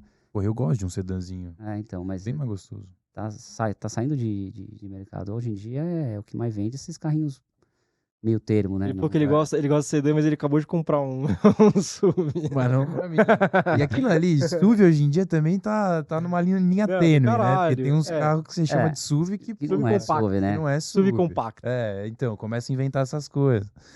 Mas um SUVzinho é mais gostoso de guiar. Não sei. Bom, pra São Paulo é perfeito, cara. Pô. Mais ou menos, né? Você pega um carro alto pra essas buraqueiras aí, é melhor um carro alto, mas sei lá. O sedã, você tá confundindo, o sedãzinho você queria falar? Ou SUV? Pra buraco, essas coisas, é melhor um SUV. É melhor o SUV. Não, pra dirigir, pra tudo. Sim, não, tô falando que é do caralho pra São Paulo o SUVzinho. SUVzinho compacto é perfeito pra São Paulo. Puta merda, ia fazer uma pergunta agora, esqueci. Bom, mas enquanto você pensa aí... Mas aí muda tudo, né? Se fizer uma carroceria lembrei. SUV. Nem imagino como que vai ser colocar um... Então, mas a carroceria foi anunciada já. Pode ser que mude também. Não foi anunciada a carroceria. Não a carroceria, desculpa, o chassi do carro. Foi anunciado. Ah, tá, e eles vão fazer um SUV em cima daquilo. Em cima daquilo lá. Entendi, a bolha de um SUV. Tá, entendi. Já teve, nesses 20 anos de estoque que você tem, teve alguma mudança muito drástica, assim, Então, eu comecei em 2004, a gente, quando trocou o chassi em 2008 para 2009, que é o chassi que a gente anda hoje, lógico que não é um carro 2009, um chassi 2009, mas ele é projeto de 2009. E já está se prolongando isso daí, esse carro novo para entrar em estoque está se prolongando há mais de 5 anos, né? Para entrar, vai, entra, não entra. E daí, só as mudanças de carroceria mesmo. E esses apêndices aerodinâmicos, uma coisa aqui, uma coisa ali. Aí a gente não tinha o assoalho de carbono, Aí implementaram, daí Isso muda tiraram. peso, né, basicamente. Peso, a forma que ele era feito também para dar mais Tá. aerodinâmica, para dar Uhum. mais sustentação nas curvas. Só que eram peças bem caras, daí eles tiraram, porque pô, fibra de carbono, para ficar dando porrada e consertar, custa caro. Caro pra cacete. Mas acredito que pro carro novo deve vir umas peças de carbono aí fácil. Essa porrada do Kaká, o carro joga fora, né, ou não? Então, você pode, depende, eu não sei se pegou a estrutura do monobloco no meio dele ali. Se pegou só a parte da frente, Ela sai tudo. você pode tirar aqueles canos da frente, ressoldar novas tubulações ali, você só troca a parte da frente. Como se fosse trocar longarina, mais ou menos. É que nem a gente já fez isso nos nossos carros, quando a gente tem dúvida, a gente começa a andar, a gente acha que o carro não está respondendo algumas coisas, fala, leva para a JL, vamos trocar só a frente do carro, ou vamos trocar só a traseira do carro. Daí você só faz, você não compra um carro novo. Uhum. Pode ser que ele consiga fazer isso, entendeu? Porque pelo que eu vi ali, foi só a parte da frente, mas eu não cheguei a ver o carro de perto. Agora o carro do Casagrande ali, eu acho que entortou tudo, porque a porrada deve ter entortado outra tubulação no meio do carro. O do Thiago não, o do Kaká parecia, assim, até as portas de trás tava uma pra cada lado, assim, eu falei, fudeu, amassou o chassi inteiro ali, pelo que parecia, mas não sei como que é a estrutura em volta. Esses 2 últimos finais de semana, em termos de porrada, em termos de valor, a conta vai sair alta. E é isso que eu ia perguntar, como não tem seguro? Tem um seguro. Tem seguro. Tem o seguro, mas alguns pilotos, algumas equipes não entram nesse seguro. A nossa equipe é uma delas. Então, eu não sei direito como funciona, mas pelo que eu já escutei falar, é um rateio. Então, sei lá, deu 100 mil de batida. O carro que bateu paga uma parte, não sei se é 20, 30 ou 35%, e o resto é rateado em todos os outros carros. Então, quando uma equipe vai fazer um orçamento, ele já pega um valor X lá, e ele já coloca no budget dele. Uhum. Isso daqui vai ser para porrada. Se eu não precisar usar esse valor, eles vão pegar histórico. Não é um seguro, é uma cooperativa ali. Entendi. Daí ele vai reservar aquela grana para pagar essas batidas. Caso não use, ele acaba embolsando, porque acaba vindo para ele. Mas se ele fechou, se ele colocou lá que vai dar 100 mil de batida no ano, que ele vai ter que gastar, e deu 80, ele enfia 20 no bolso. Se for 150, vai ter que colocar 50 no bolso também. Então, ele fecha um pacote com o patrocinador ou com o piloto dele, e aí ele que assume a bronca. Mas aí todos esses que estão no acordo, independente da batida, os caras têm que participar, ou é só quem está envolvido na batida? Não, então isso que eu falei. Quem está na batida, tipo, se o carro do Casagrande, o Casagrande vai pagar. Se ele for desclassificado, tô dando um exemplo, ele é um piloto que bateu, ele foi o causador do acidente. Se ele for desclassificado, ele paga o carro 100% dele. Não entra no rateio. Tá, entendi. Agora, quando vai pro rateio, o carro batido, então assim, o carro do Casagrande, ele vai ter que pagar um X, uma porcentagem, eu não sei a porcentagem. Vamos chutar 30%. Ele vai pagar 30% do valor da porrada e os outros 70% é rateado em todas as outras equipes. Mas ele também, se ele tiver no rateio, ele também vai ter que pagar uma parcela do carro do Kaká, uma parcela de outros carros também, entendeu? Entendi. Tá, entendi. Pelo que eu entendi, é assim que funciona. Mas daí é mais fácil que um dono de equipe te explicar direitinho. Não, mas eu entendi mais ou menos. É uma cooperativa ali pra... Sim. Porque seguro não deve ter, né? Não tem. Senão pra amenizar o bolso, pra dar uma amenizada. Você falou que são 11 Toyotas e o resto é Chevrolet. Isso. No grid. E como que isso é definido? Assim, A Vicar definiu isso lá atrás. Não foram as equipes. A Vicar, a própria organizadora, foi lá e decidiu. A quantidade de carros. Na verdade, eles decidiram menos carros para a Toyota, porque eles tinham em vista, teve umas conversas no passado que talvez entraria a Hyundai, acabou não entrando, entraria outras marcas. Então seria 10, 10, 10 mais ou menos. Ou 11, 11, 11. Tem 34 carros. Então seria 11 carros de cada montadora. Mas não entrou mais nenhuma montadora, então tem essa diferença. Então não é, por exemplo, se a tua equipe quiser mudar de carro, ela não consegue. Acredito que não, só se tiver algum acordo comercial, patrocinador, se tiver alguma coisa, acho que sim. Mas aí tem que ter uma troca. Assim, acho que é difícil incluir Chevrolet. É mais fácil que nem o próprio Suzuki. Ele tinha patrocinadores que ele precisava ser Toyota no passado. Não sei se hoje ele precisa ou não. Aí ele tinha que achar uma vaga numa equipe que tinha o carro Toyota. Entendeu? Então, existe isso, um pouco disso. Então, o próprio Nelsinho, acho que buscou a Toyota, porque tinha algum acordo com a Toyota, alguma coisa assim. Então existe o próprio Zonta. O Zonta tem uma história com a Toyota, né? Uhum. Ele foi piloto de Fórmula 1 da Toyota, o Zonta. Mas não tem nenhum vínculo, mas pros caras ele é bem legal. Mas ele chegou a pilotar mesmo, Fórmula 1? Sim, Foi o piloto. Zonta. Então. O Ricardo Zonta foi Foi. de Jordan. Foi BAR, foi Jordan, foi Toyota. Zonta eu lembro do nome, exato. É. E era isso que eu ia falar até, que eu acho engraçado, porque, porra, eu assistia mais estoque quando eu era mais moleque, assim, de fim de semana, já que eu ligava a TV de manhã e tal. E os nomes são os mesmos até hoje, né? Não, Você olha, os caras são os mesmos caras. Você fala, porra, eu não perdi nada. Vai agregando de pouco em pouco. E também a carreira na Europa hoje dura bastante. Então, a galera chega aqui geralmente um pouco mais velha, assim. São exceções, o caso de, por exemplo, do Petekoff e tal. Sim. Que a molecada vem bem nova, assim, pra estoque. Sempre tenta uma carreira lá fora e depois vem pra cá. Tá modernizando um pouco, você acha, assim? A categoria deu Tá, categoria. com certeza, tá. A categoria deu um up brabo. Essa nova gestão deles, eles estão investindo bem na categoria. Tá. Tudo. Patrocinadores, Mídia, tudo. Seria legal ter um reconhecimento internacional melhor, né? Assim, acho que sim. Seria... Não, o Jean Todt tava aí esse final de semana. Tava feliz, eu vi isso. Foi legal. É uma categoria profissional, uma categoria que tem vários nomes, porra. Pra tá Massa, Rubinho na categoria, poxa, legal pra caramba. Porra, Ela com certeza é bem mais vista hoje, internacionalmente, por causa deles. Com certeza.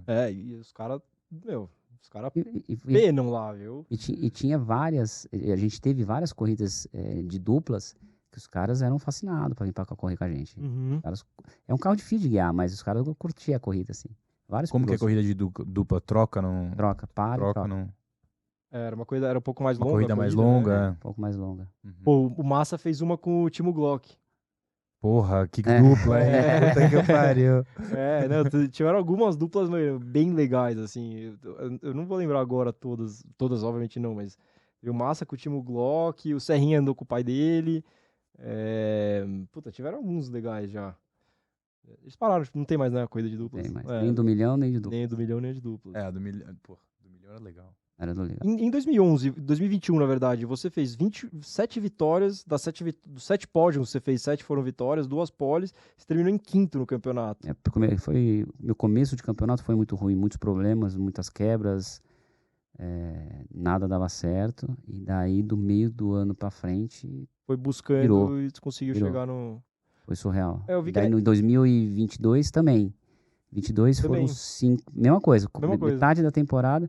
E eu tava na esperança que agora, a partir dessa etapa que virou agosto, ia ser a mesma coisa. Porque no meu começo da temporada, eu comecei bem, daí fui muito mal. As coisas não... Eu falei, depois de agosto as coisas vão encaixar de novo. Por enquanto encaixou, mas a próxima vai encaixar. Então, e aí eu vi que você não participou em 2021, você não participou da etapa de Interlagos. Eu imaginei que fosse Covid. Covid, que não aparece nada, com um quadradinho branco lá. Foi o Félix da Costa que andou no meu... Isso. E ele terminou em terceiro, né? Foi isso? Ele ganhou a segunda corrida. Ele ganhou a segunda corrida. Eu fui nessa corrida. Ele ganhou a segunda corrida. Quem que foi, assim, o melhor piloto que você já andou, não necessariamente companheiro de equipe, assim, tanto na Fórmula 3000, assim, aquele cara que você lembra e fala, nossa, esse cara guiava muito. Tipo, acho que o Alonso. O Alonso mesmo? Porra, o cara, chegou na 3000, que era uma categoria difícil pra cacete. Em 2000, ele correu com a gente lá. Ele fez um ano de 3000, ele foi quarto no campeonato. Com um ano, sem conhecer as pistas, com todas as dificuldades que a gente tinha naquela época, né? Que a gente comentou. Sem ter carinha lá pra jogar bolinha, pra fazer elastiquinho. O nível hoje... o nível hoje tá um pouco, acho que, Nutella demais. Não, você não tá entendendo. Não, eu nunca fui pra lá ver, mas esses negócios não... Não, você tá louco. Molecada de Fórmula 4 tira a amostra de urina antes de entrar no carro pra ver se tá hidratado certinho. Tá nesse nível. Ela precisa vir andar de Stock Car aqui. Exato. É surreal. É surreal. Hidratado. Os caras têm ventilação. O Pandero Fórmula 4 vai andar 1 hora direto no Stock Car pra ver o que é hidratação. Morre. Pô. Quente pra caramba. É muito quente. 45, 50 graus dentro do carro. É muito quente. É surreal. Sai molhado. Nas categorias de GT lá fora, não pode. Tem uma categoria mínima lá, não sei se é 40 graus. Tem um ar-condicionado dentro dos carros e se passar de uma temperatura dentro do carro, dos carros GT, tem que parar. É desclassificado. Vocês ainda usam aquela camiseta, Não, aquele eu no uso Mac? só um tubo aqui no capacete e ventila. É um ar-condicionado, mas ele vai ficando fraco durante a prova. Mas ele dá uma refrigerada boa na cabeça. Mas antigamente a gente usava umas geladeiras, jogava mais gelo do que água. Ela ia derretendo durante a prova. E você tinha uma camiseta que tinha uma serpentina. E daí tinha um fluxo. Devia ser motorzinho de bombinha de aquário, sei lá como que era. Que ficava circulando aquela água gelada. Só que eu usei uma corrida e fiquei muito doente. E nunca mais usei isso. Sério? Eu nunca fui fã disso daí. Os caras na Galera Fórmula usava. 1 têm usado. Não, eles Não usam... é um colete de gel? assim, mas usa antes da negócio- corrida pra esfriar. Ah, só. não usa durante. só esfriar o corpo. Tá. Tá louco ali. Até porque pesa, né? E ali também, assim, na Fórmula 1, eles perdem... A perca mais é por...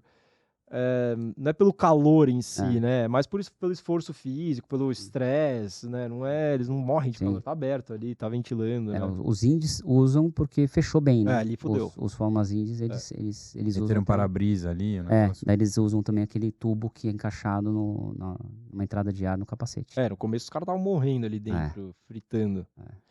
E quem que foi o companheiro de equipe mais difícil que você já... Cara, vários. O Daniel é um deles. O Bernold, muito forte. Poxa, difícil. Pegou uma leva boa ali, né? Peguei. Dos brasileiros na Fórmula 3000. E ali, dos né? gringos também, né? A geração de Sim. vocês aí, a sua geração é pesada. Tem uns caras bem... Não, mas eram os brasileiros, top também. Era o Bernold, o Haberfeld. Os Esperafico, o Pisonia. Você pega em 2000 no ano de Interlagos, você foi pódio. O brasileiro dominou o ano da Fórmula 3000, assim, era impressionante. Você olha, tipo, você tem a tabela de pole, não sei o que lá, tudo brasileiro, Vitória, tudo brasileiro, impressionante.